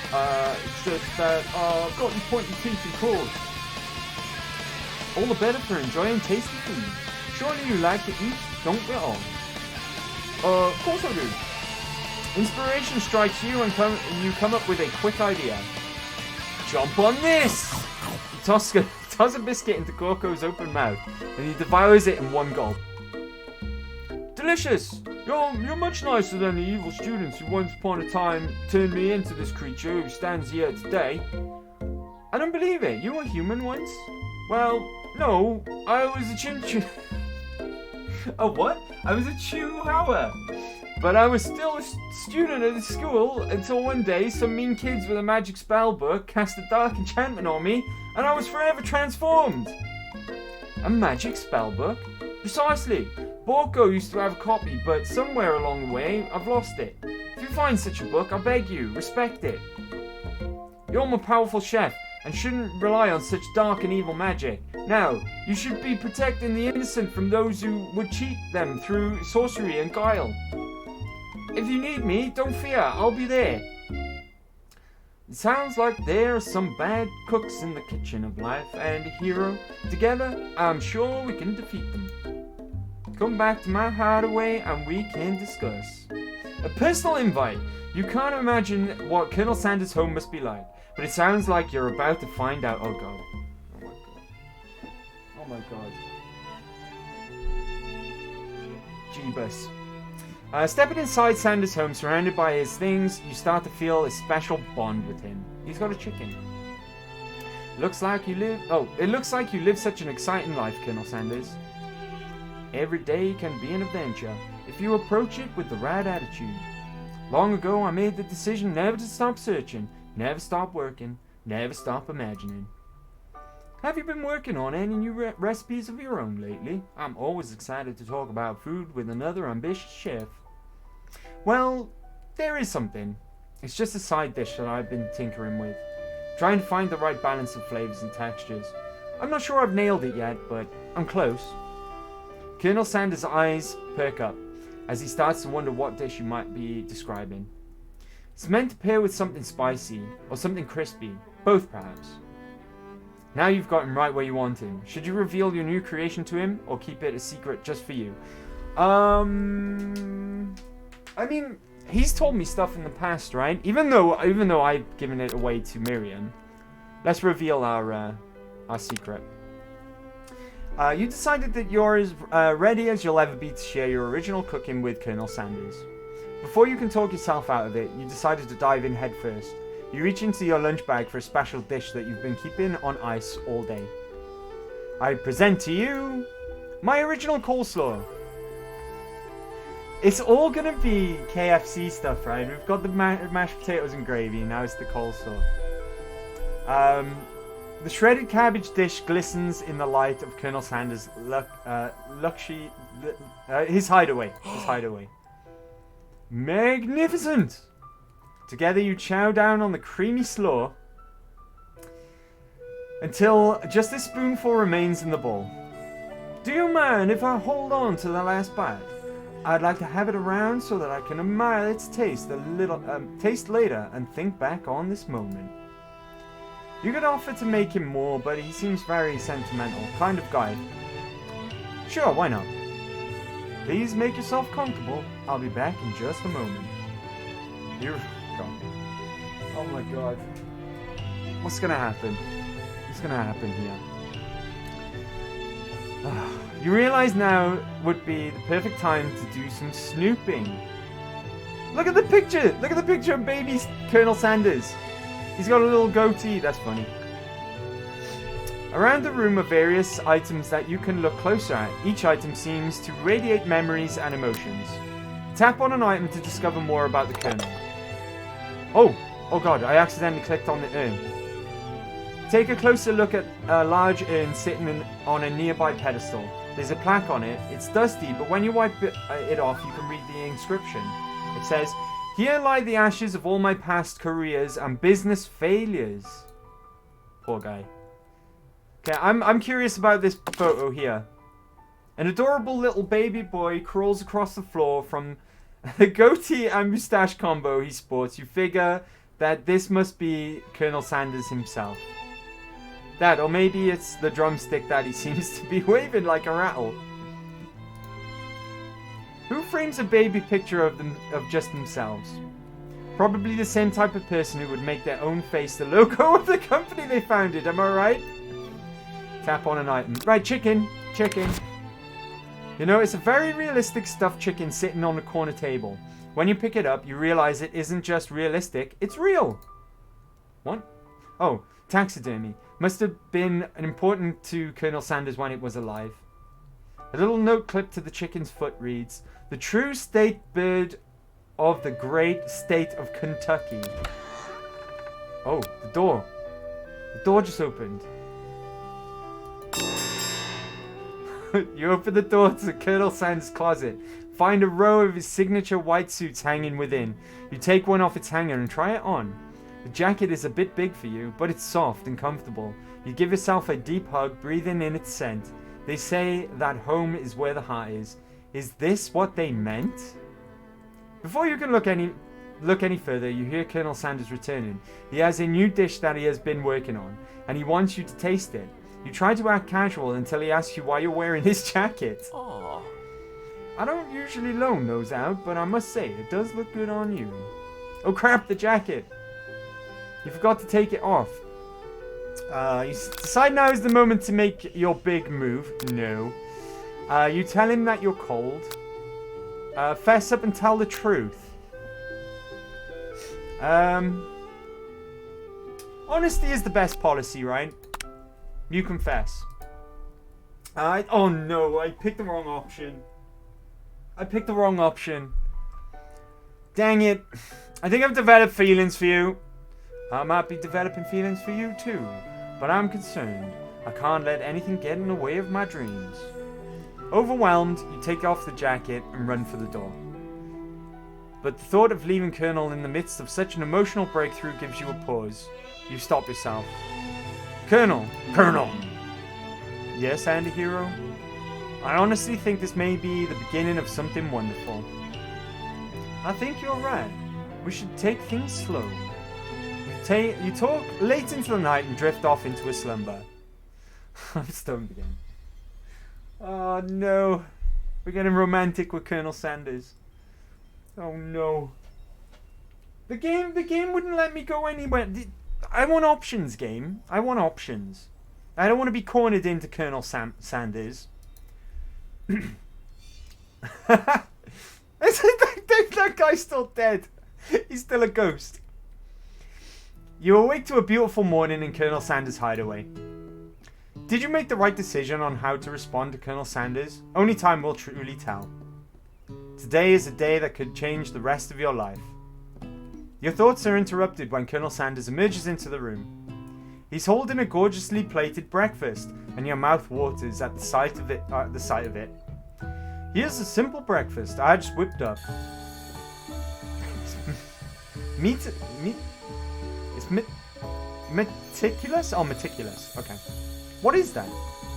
Chicken with scones? I don't know. Taste Colonel Sanders' food and takes you on a journey.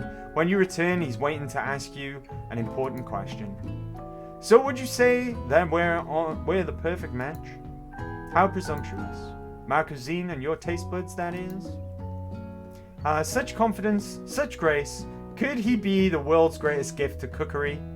Yeah, take him down a peg. Fuck you, buddy. It's good, but my mum made better.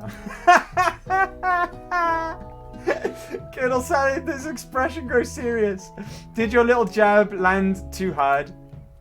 Colonel, I know what you're going to say. I need to be better if I'm going to leave my mark on this world. Single tear begins to pour in the corner, pool in the corner of his eye. He gazes out the window. And with the right business partner, I know I can't fail. Business partner? Could he be talking to you? It's all happening so quickly. Overcome with emotion and confused by your feelings, you're on the verge of tears, unable to speak. The only answer you can find is to run out the door and get home. There's still one more day of school after all. The University of Cooking School Academy for Learning waits for no one. Okay, guys. I'm gonna need to get another drink. I'm all out, and it's really, really warm in there. All this get up is making me really, really warm. And really, really thirsty. So it might be a good point to take a break. Can I?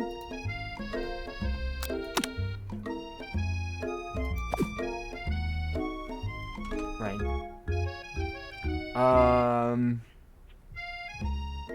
I don't know if I'm able to mute that. Let me take a really quick break, okay? Can we save? Does it save automatically? Oh, here we go. If I mute that, right, and then I can play some music while I take a quick break. How long have we been streaming? It's not even been 2 hours yet. That's nice. We've got loads of time yet. Last day of semester then, right? Because this semester is 3 days, apparently 3 days.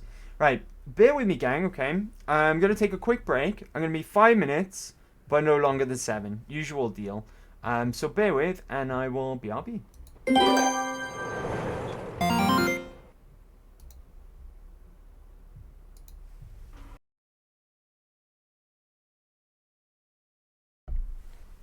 Colonel, kept you waiting, huh? What's happening, everyone? How we doing out there? How we doing? Alright. So, this game has been wild so far. I've tripped out, like, on no less than 3 occasions. A student has died, okay? We fought, what was it? the Spork Monster twice. No, once actually. And then the second time we actually talked our way out of it.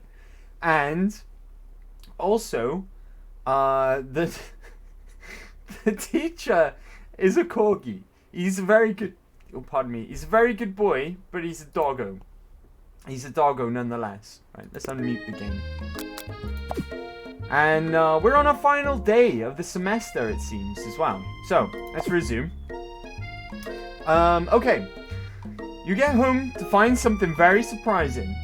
Your best friend is there waiting for you. Where have you been?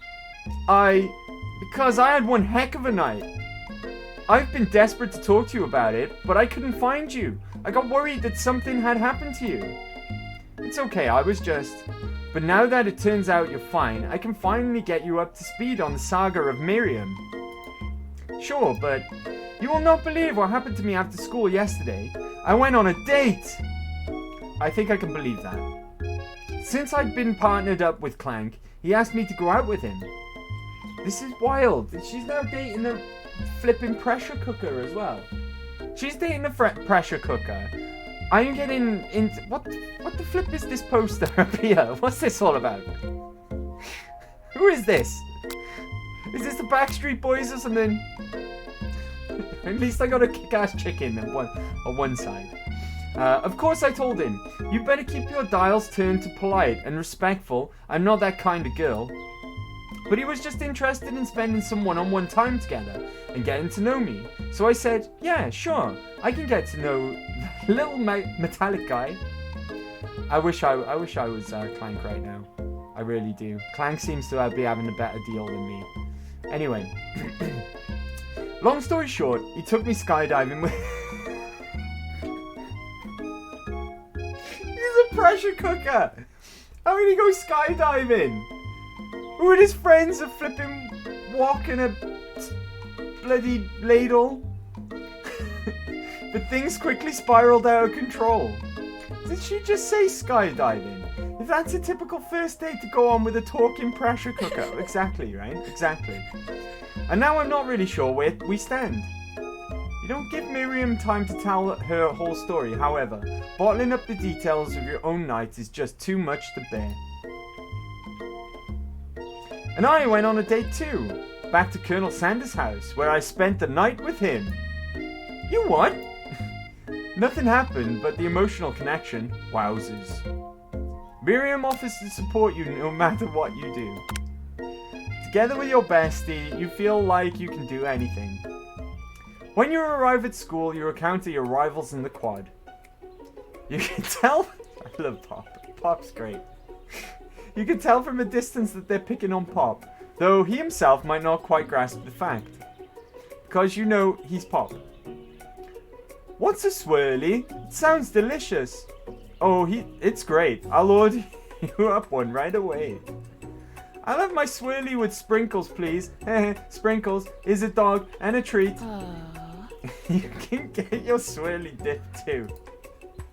Why don't you pick on someone your own size? Because I'm literally the biggest person at the school.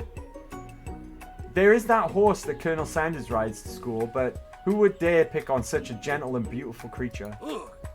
You've got some nerve, anti-hero, suggesting I pick on a defenseless horse.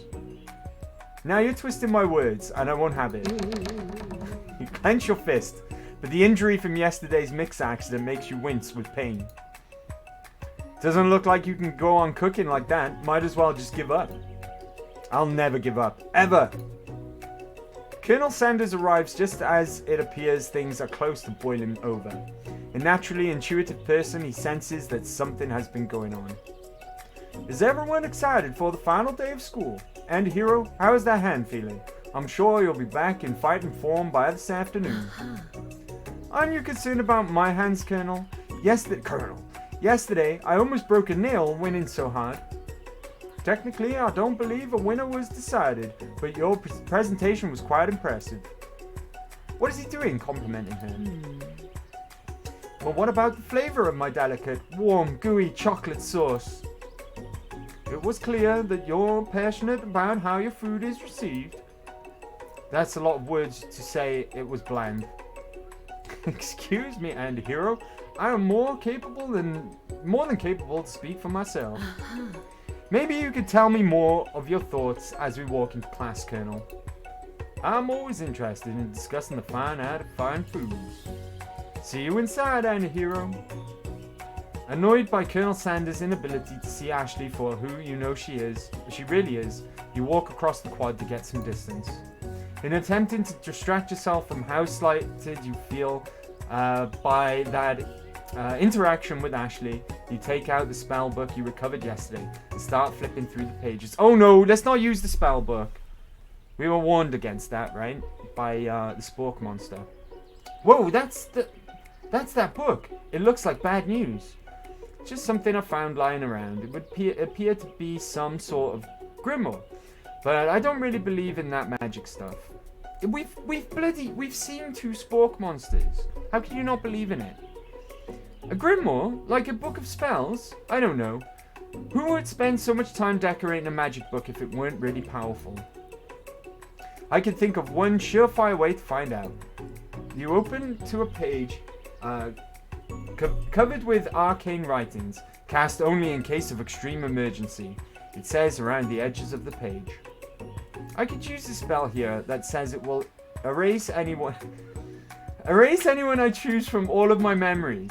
If I scrub out Colonel Sanders, it would probably help me focus better on the upcoming final exam. Actually, I'm liking the sound of this. Let's get rid of our memories of Colonel Sanders. That is way drastic. Couldn't you just do something else, like anything else, not rooted in dark magic? Maybe tie a string around your finger? Okay, fine. It is drastic, but desperate times call for desperate measures. You've got a memory erasing spell sitting right in front of you, and a pretty good excuse to try it out. Don't do it. I'm not gonna do it. I'm like thinking that erasing my memory might somehow it might erase my progress or something and take me back to the first day of semester. Let's not do it. Take a friend's advice and put the book away. It's almost time for class. Sprinkles is already in the room waiting for the students to arrive. Hooray. He clears his voice to make a quick announcement. I want you all to know I feel something of a dog moment coming on, but I assure you it's nothing to be afraid of. His cute little nose scrunches up and he begins to breathe quickly. He must be hungry. Reach for some old homework to give him as a snack. Dogs can be rather unpredictable, especially Sprinkles. Wait to see what happens. I mean, there is that old saying, my dog ate my homework, right? But I feel as though that's a trap. Like he's not going to like it.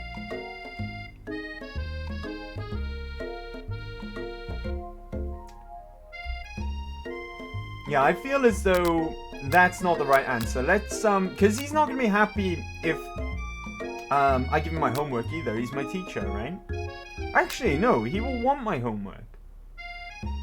He'll want my homework. I'll just be like, oh, I was just handing in my homework, and you just ate it. You thought it was a snack. No, I'm going to wait. I'm going to wait and see what he does. Sprinkle stops in his tracks. He focuses in on the window. The room is deadly silent.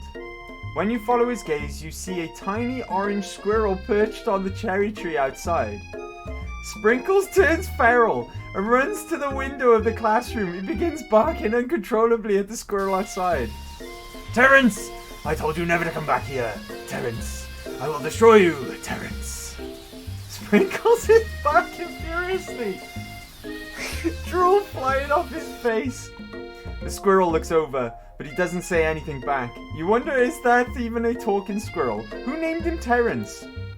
You better not show your chubby cheeks around here ever again!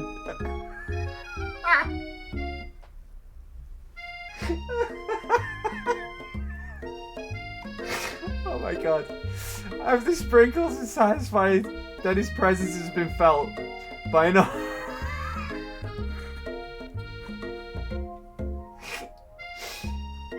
Oh dear, sorry. But no, didn't it say it was an orange squirrel as well? Over here in the UK, we don't have many red squirrels left. They're very, very rare. We've got a lot of grey squirrels, and the grey squirrels, they like have a disease that's killing off the red squirrels. So the red squirrels in the UK are actually dying out. It's really sad. It's really, really sad.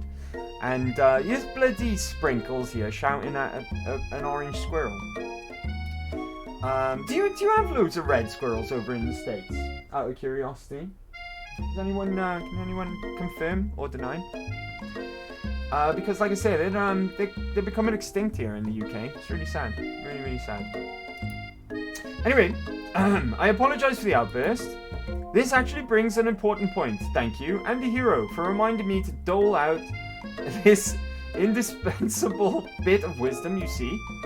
But before you can go any further, Miriam's love drama spills over into the class. Sprinkles is interrupted by whirs and sparks coming from the back of the room. Oh god, what are they up to back there? Told you to save it for after class. You think I wanted to be thrown from a plane strapped to a stranger? Miriam and Clank appear to be arguing, but you still haven't learned to speak Clank's language of mechanical noises. Well, but no, you had to show off your cool kid friends Jeff and Joan. J and J forever. Watch us from a triangle in midair as we descend. Triangles are the strongest shape, don't you know? Bzz, bzz. Yeah, well, that doesn't make it a great date. Beep, whorp. Then take Jeff and Joan with you. You can all hold hands as you pedal down the mountain or off a cliff, for all I care. Oh no, they're gonna break up. Oh no. Sad beep. Clank begins to shudder, steam pours out the gaps in his panels, and then a loud ding stops him in his tracks. Beep. Bzzzt. No amount of seasoning is going to make me want to eat that, Clank. Clank burps out a completely deep-fried sneaker. Considering that he himself has wheels, not feet, it's not entirely clear where it came from. In terms of deep-fried footwear, I guess it looks okay. Clank slowly rolls out of the room to be alone with his shoe.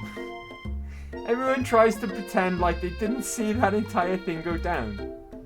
Nothing like a loud public breakup to cast a pal over the final day of school. Oh, they broke up. Oh, that's sad. That's sad. Well, that was unfortunate. But we mustn't be distracted from what lies ahead. The final competition, showdown, challenge, exam. I'm still working on the title, but I think you get it. Test time approaches. See you all in the arena. But before you can think about your upcoming competition, there's a very beautiful soul nearby in need of a pep talk. Oh, it's Miriam, thank God. I thought they were going to be on about Colonel Sanders then. Hey Miriam, you okay? Okay, I'm so mad. I can smash a tiny mug, spilling several droplets of hot cocoa all over the floor. How could he embarrass me in class like that in front of everyone? A tiny cocoa is a delicious treasure, so you know that this breakup is no joke, even if the source of a frustration is such a silly boy. I know that you know this, but I'm gonna say it out loud. You don't need anyone. Me and you, we're gonna cruise through this final test and hit the carpool lane to Success City. Miriam brightens up, imagining the wind rushing through her short bangs, but she hesitates to embrace the feeling all the way. You're not going to saddle up on Colonel Sanders' stallion and ride off into the sunset without me? Of course not. Well, maybe, sorta, but I'm sure there's a pony out there with your name on it, and a ranch big enough for both us and whoever else we want to bring along. If it's not Pop or Clank or anyone else you meet today, tomorrow, or this whole year, so what? You're a special person who shouldn't settle for the first someone to show a little interest. Anyhow. Miriam gives you a big hug and wipes the tears from her cheeks. I should really review my menu for today. I'm going to make a very special soup. And I bet the Professor Dog is going to love it up. While you were pep talking Miriam, you completely missed lunch, but that's okay, because you had a better idea of how to spend the time before your exam. You've decided to head to the arena early to practice a dish. This is it, the location of your final challenge. A test of will, a test of courage, a test of talent, and a chance to beat the pants off Van, the supposed man, and his evil counterpart Ashley. As planned, you begin to run through a quick test of the recipe you've been working on. Andy Hero's famous chicken pot pie. After practicing for months, making this dish comes second nature to you, and you're able to quickly get a fresh pot pie in the oven. But as soon as you do, your cram session is interrupted by Colonel Sanders. Bloody hell. Andy Hero, what are you doing here? There's still time before the final exam. Oh, just taking it all in. I'm big into visualizing success. I'm looking at my station and picturing victory. The pot pie has begun to bake and the smell is slowly filling the space around you. Visualizing, huh? That's too bad. I was hoping you were cooking something delicious. You usually happily share your food with anyone who is hungry, but the last time you let Colonel Sanders get in your head, it cost you a cook-off. You decided that it's time to put your cooking above your romantic desires, but that decision gets hard to stick to when... Ignore it. There was no sound at all. Oh, the oven timer goes off, okay. Fess up about your practice dish. We're gonna fess up, okay? We're gonna be honest. Honesty is the best policy, right? Okay, you got me. I'm doing a little bit more than visualizing. I know, my nose can spell pot pie from 400 yards. That's an oddly specific distance, but you'd expect nothing less from such an oddly specific man. You knew it was pot pie just from the smell. Not just a pot pie, but a chicken pot pie.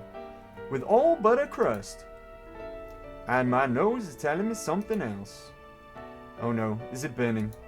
Haha, no. I could smell that it was made with a helping of TLC. But it'll probably start burning any second if you don't pull it out. The moment of truth. Wow!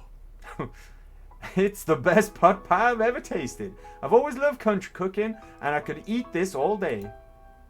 There's no time left. The final showdown is about to begin.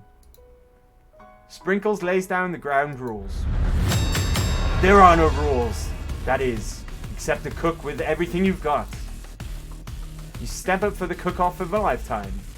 You decided that mac and cheese plus the pot pie you've been practicing are just the dishes that'll push you over the edge to victory. Meanwhile, both Van and Ashley are preparing widely elaborate dishes, per their usual over-the-top selves. Miriam has her giant magnifying glass and several sets of tweezers. She's definitely prepared to go big, go in small. Colonel Sanders seems to be harnessing his 11 herbs and spices, but he's trying to find a way to improve on something perfect. His original recipe, which has got a little copyright thing there as well, or registered copyright, fried chicken. The intensity in the room starts at full 10 out of 10, with a frenzy of action. Everyone is calling out really cool special cooking moves as they prepare their food. Wow, this is getting serious. Colonel Sanders batters his chicken as it levitates through the air. Egg wash! This is weird. This is so weird. Miriam furiously injects ingredients into an itty-bitty pot of broth. Best friend, Basta Blaster! Van flexes his pectorals as he chops open a sea urchin. Let's rock and roid! Ashley scoops her pastries off the tray with lightning speed. Shallow personality spatula! Even Clank gets in on it. 5-dial pressure point chicken cooking technique.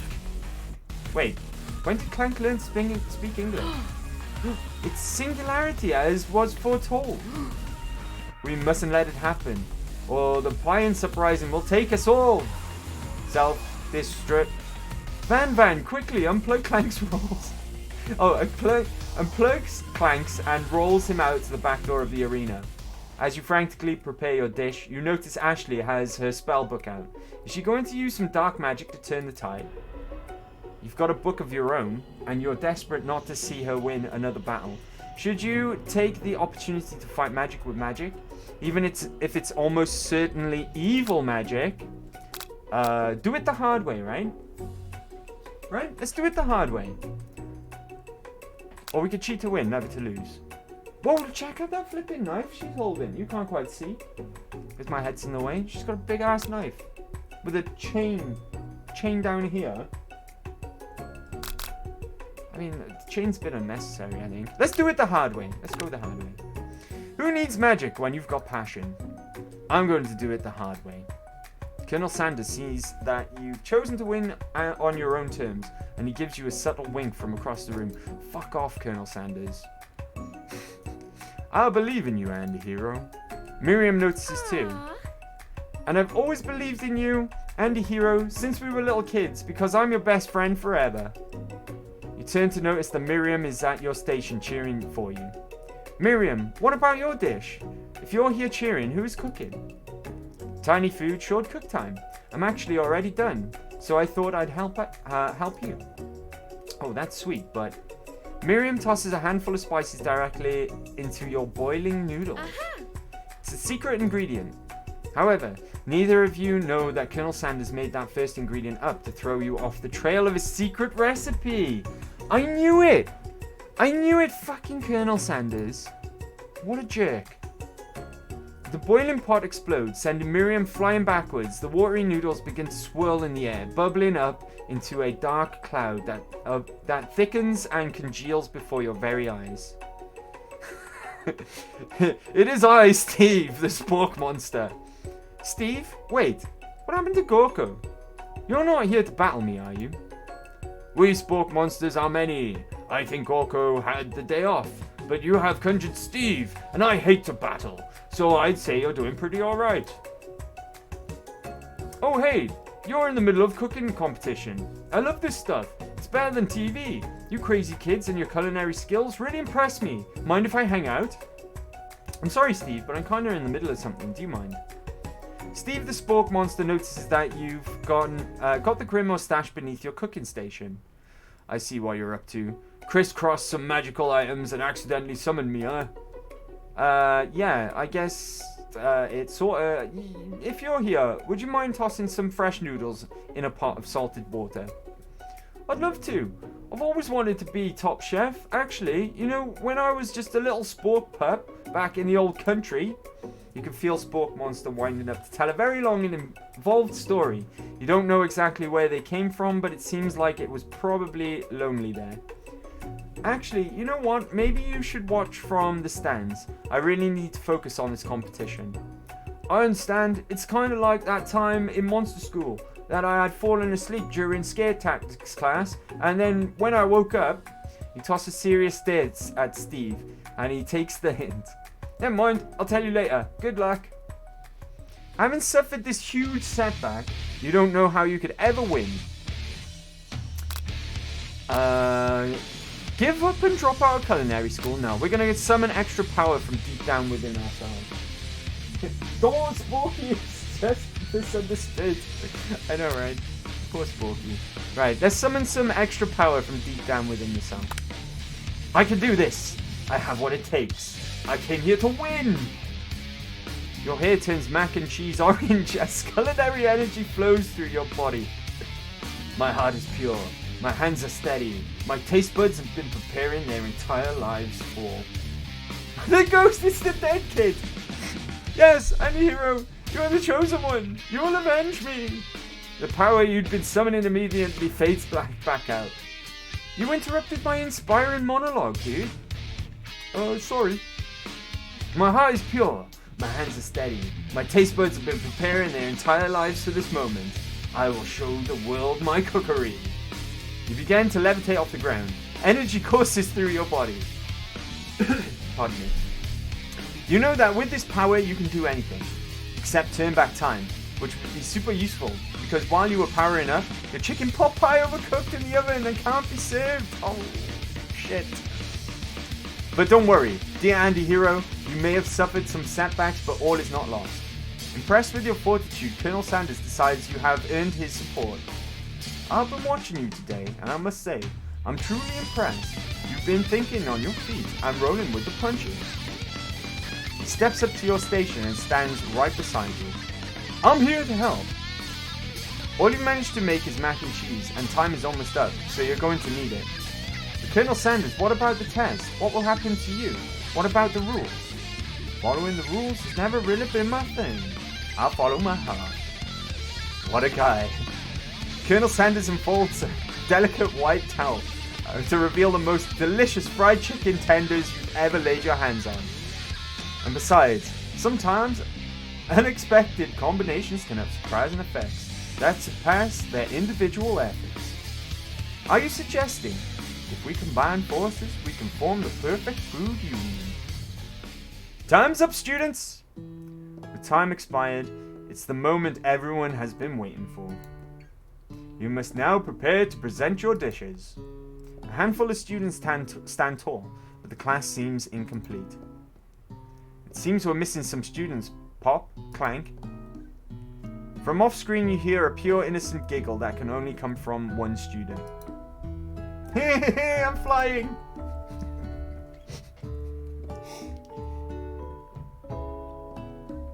Pop is 100% Ralph, right? He's 100% Ralph. Sounds like it's coming from that broom closet over there. Miriam, would you mind? Inside of the closet you see Pop hanging on a broom hook by the elastic of his underpants. Pop, get down from there right now! Let me guess, did Van have something to do with this? When someone asks for a wedgie, who am I to refuse? I thought a wedgie was a salad. It looks like Pop is eliminated from the challenge, seeing how he didn't cook anything. Oh, poor Pop. I can't feel my legs, may I be excused? Sure. You kids and your pranks, I must say, it's not the worst prank in UCSAL history, but it's not exactly yearbook material. Wait a second, pranks? Clank. Where did that pressure cooker roll off to? You wait to hear a signature whir beep, but another onomatopoeia, but there's none. Somehow, he must have gotten unplugged, I guess. Well, we'll have to figure out later. That leaves only 4 remaining students. Please, collect your final projects. Yes, it has been a long semester. Wow, 3 whole days long.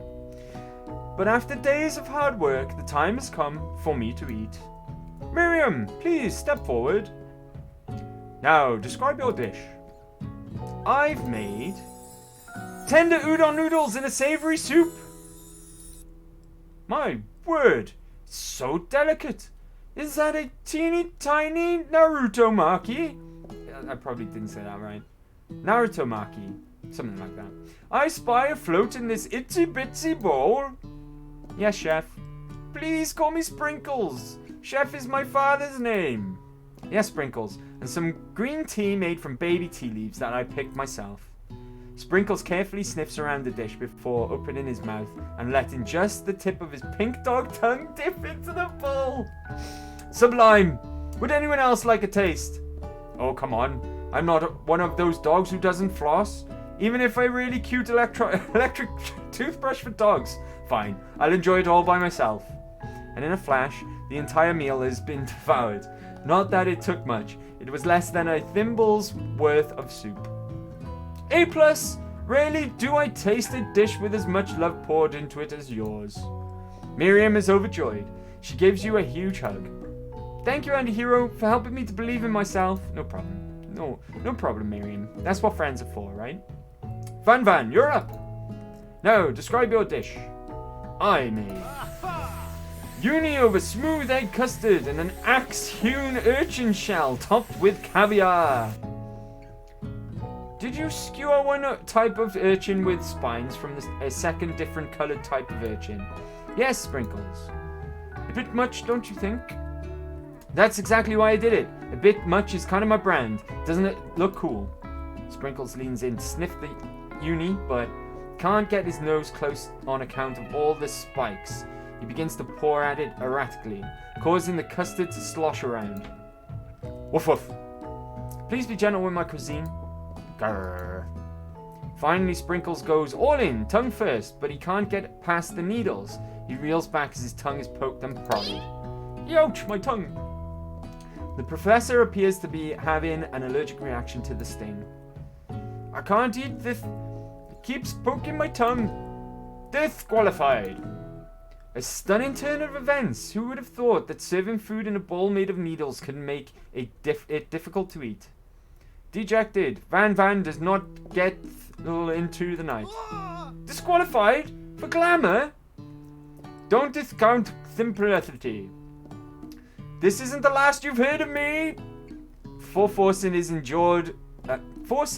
us to enjoy a swollen tongue for another moment, Sprinkles graciously laps a bowl of milk. I know, yeah, I'm a dog and I drink milk. Get over it. Sometimes it helps calm my agitated tongue.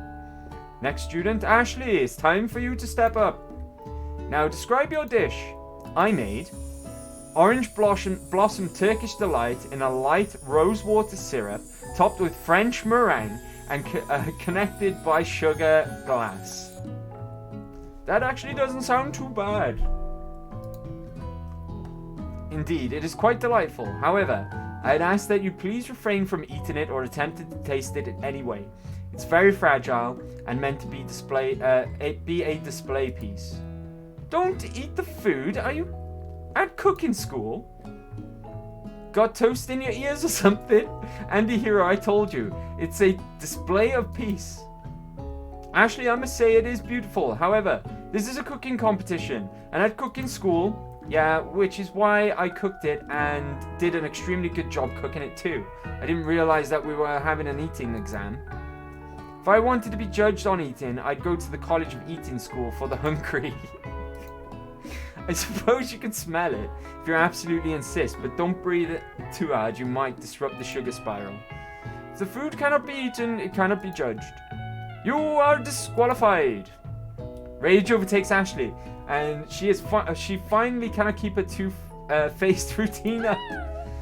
You wouldn't know high-end cuisine if it cooked you. And with that, Ashley storms off to rededicate herself to being the best, but this time without being shackled by trying to be fake nice and liked by everyone. This isn't the last you've heard of me either. If this class gets much smaller, I'll be teaching myself. You and Colonel Sanders, the final cooks, step up together. Two chefs. What began as a bowl of delicious mac and cheese has become something else. He examines it closely, sniffing and eyeing the bowl. Uh-oh. I don't have a good feeling about this. From somewhere in the room, a literal drum roll plays. Just when I thought I'd seen everything in this kitchen, you give me this thing, and completely blow me away in my 49 dog years of life. I have never tasted anything so delicious and perfectly balanced. It's so delicious. In fact, that everyone passes the class. You pass, you pass, you pass, and you get a pass. Everyone gathers around, partakes of the mac and cheese bowl. They all seem so transcend this reality into another dimension. Oh no. Are we gonna be tripping again? Together, you and the Colonel Sanders have made a new menu item. The new menu item is so impressive, even the Van and Ashley are drawn back by its majestic fragrance. When they gaze upon your mac and cheese bowl, they admit that you are indeed an excellent chef. Sprinkles declares that you have passed, everyone has passed. There were supposed to be more battles, but come on, how can they be better than this one? Now that the school year is complete and everyone has graduated, the students return for one last assignment, to get their groove on. The cafeteria has been completely redecorated in order to serve as the site of the school's graduation dance. Compared to this massive high-tech cooking arena, the humble decor seems downright cute and cozy.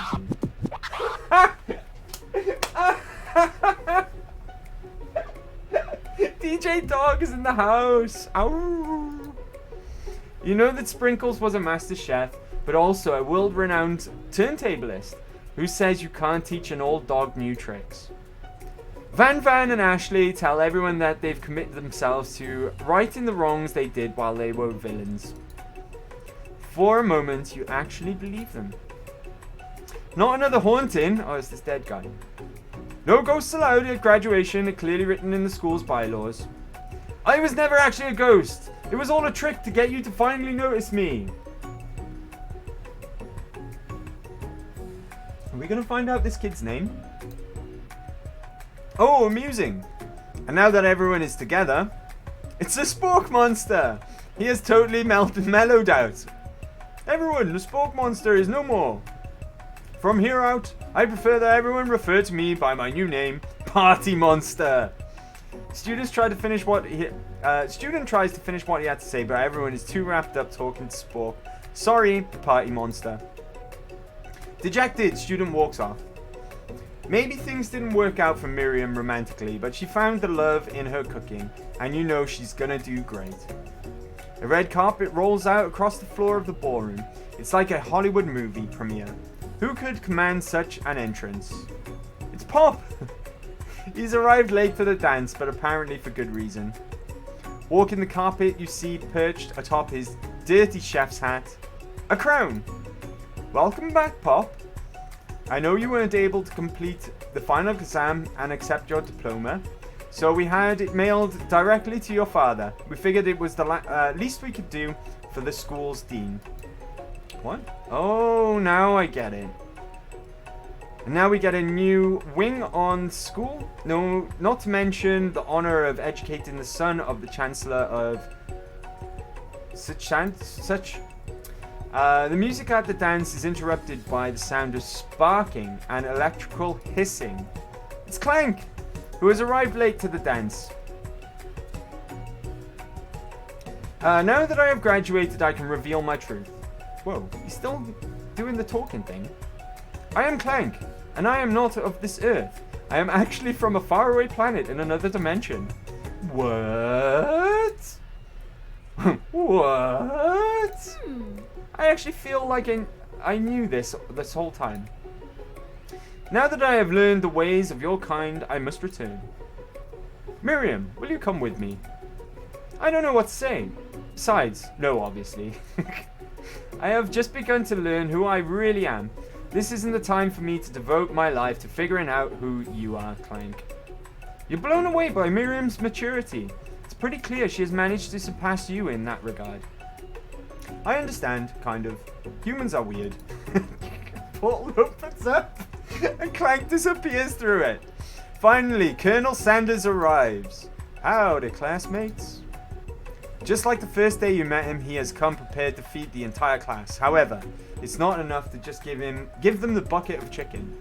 This time, it's a full meal. I didn't get to be the most famous chicken man in the history of chicken and man by not reminding people to go out and buy my chicken. The end. Well, wallity. And in the end, it just turned out to be a gigantic advertisement for KFC. What a mad game. Goop! Perfect timing! Goop, thank you for the resub. 15 months now. 15 months, that's a very long time. Thank you so much, Goop. How are you? Happy Big Thursday. What a wild game that was. What an absolutely crazy game.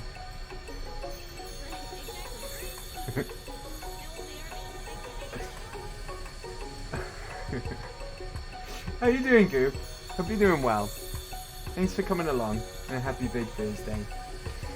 Well, is that Colonel Sanders I see? Well, maybe. I got my shiny suit on as well today. My sparkly shiny suit. I dressed for the occasion. So, thank you. Thank you all 200 and I think 2 now. Last I checked. Thanks to all 202 of you out there who follow me on Twitch and enjoy my streams. Thanks to the many of you who have been there since day one as well, or very early on. Physio Gaming Nerds, you've been there since day one, homie. If I don't think I would have blown up quite this quick if I hadn't have played Mega Man 2 that one day and then met Toothpicks, who popped up in my chat. I owe a lot to Toothpicks and Magoop, actually. And the many people you've introduced me to. The people who turn up every stream as well. There's a few of you. There's Lizard, there's Colleen, Ash now as well. If I don't mention you by name, if I forget Kaching, you know, there's a lot of you out there. I'm going to sort out the VIPs soon, okay? I'm going to make those of you who really deserve that status, I'm going to sort that out soon. As soon as I get 5 minutes to do it, it'll be done, okay? Because just to show you guys some appreciation, just so you know who you are. You'll be in the Mecha Head Club, okay? Thanks to each and everyone who follows. Everyone who watches the VODs as well, because I get views on the VODs when they go up. Everyone who enjoys my streams, thank you so much, okay? I'm so overwhelmed and humbled in the best possible way. But stick with me, and I promise you, things are only going to get better and more fun, okay? I promise you that much. I think back in the day, I used to say one day will be a real stream. I think one day will be a great, amazing stream, okay? And we'll do it together.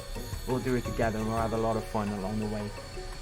When I say thank you to all of you out there, I really mean it. I can't state that enough, okay?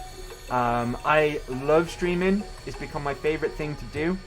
And a lot of that is largely down to you in the audience. You make this a blast, and you make it so much fun. So thank you from the bottom of my heart, okay? I really mean it. Really mean it. Goop, I'm good. Just leaving work, so I just wanted to pop in and say hi and congrats. Thank you, Goop. I really appreciate it. Really appreciate that. Ash, I can't believe you missed all of this. I need to watch it later. It was good fun. It was good fun. Fucking bizarre. Hella bizarre. Really weird at times. But it was super fun. It was super duper fun. Just a little something to say thank you as well. Now, on to the next thing, which is our next goal, which is a tall order. It is a tall order, our next goal. This year, by the end of this year, our goal is 300 followers, okay? Which is a tall order, but where's the fun in right, we want a challenge, right? We want a challenge.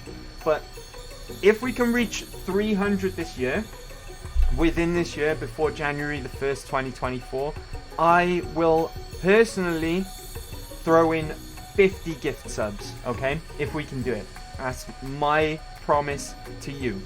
50 gift subs if we can hit that new goal. If we don't hit it this year, we'll still do a really special stream to celebrate anyway, even if it does go a little bit over. We'll do it if we manage it or not. We'll do a really special stream. Richu, what's up, buddy? Oh my god, Andy, you're looking so snazzy. Thanks, buddy. Thanks, buddy. How are you? I've really been meaning to get into your chat at some point because I'll miss you, buddy. Feels like I haven't spoken to you for ages. But I hope you've been doing well. I hope you're really good, Rich. Thanks for popping along today as well, buddy.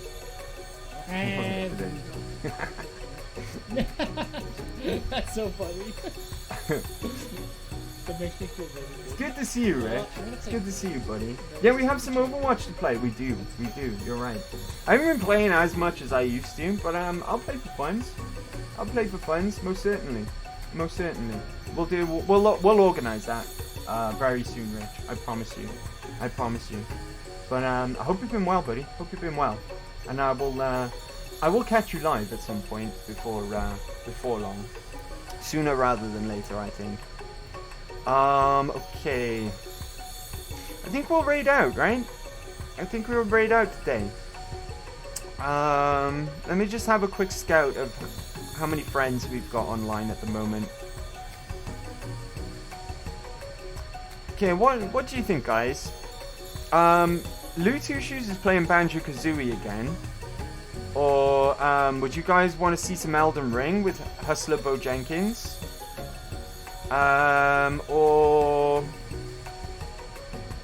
How about some Devil May Cry 2? So, let me reiterate that. Hustler? Hustler? Okay. Alright, Ash has spoken. Let's go with Hustler Hustler? I can't even speak. Can't even speak all of a sudden. Hustler Bo Jenkins. Let me shout him out real quick. Just in case anyone gets lost. Because sometimes the raid doesn't bring everyone over, okay? So, hold on. Let me type this out. Hustler Bo Jenkins. I think I got that right. Hustler Bo Jenkins. There we go. Alright, give me a shout out. This is where we're going, everyone. He's currently playing some Elden Ring. Are they penguins? That'll only show who's being targeted. Not penguins. I like penguins. Rich, oh man, no worries. Our times make it pretty hard. It's just cool to get to chat here, or there makes no difference. True that, Rich. True that. That really means a lot as well. Thank you, buddy. Thank you. Dang the Earth being round, am I right? Why does the Earth have to be round so everyone has different time zones? We'll catch up very soon, though. I promise you that. I promise you that. Right then, guys. Thank you so much once again. Okay. Let me mute this bloody game. Hold on. mute this bloody game. There we go. That's better. Thank you once again, guys. Okay, and I really mean that. We've really come a long way. We've really come a long way, and we're gonna go even further. We're gonna go even further. Our drill is gonna be the drill that pierces the heavens. I promise you that. Okay. So thank you once again. I will keep doing what I can to entertain you and keep you coming back. Okay. I really, really appreciate all of you. Now then, Hustler. Bear with me. Hustler. Oh, Jenkins. Okay. I'm going to be back tomorrow, though. Because it's Friday tomorrow. And we're going to attempt to play Fallout 4. I brought my Series X over here now. So that should help. I'm also going to do a few other things. I'm going to install a couple of mods. Like unofficial Fallout 4 patch. And any other performance ones I can find. To hopefully prevent it from crashing. And we'll have another go at that tomorrow. Hopefully, touch wood, it goes well. Okay. If not, don't worry, there's always something to do. Okay, there's always something to do. We'll figure that out when it comes to it. But yeah, fingers crossed for Fallout 4. Hopefully it works tomorrow. And hopefully we can crack on with our survival game tomorrow. That'll be at 6 p.m. UK time, which I think translates to 1 p.m. Eastern, if that's helpful to anyone. If you like the sound of that, then hope to see you there. Whatever you get up to with the rest of your evening, have a great time, okay? And do take care. But that's good night from me. Peace out, everyone. Bye-bye. Nasta.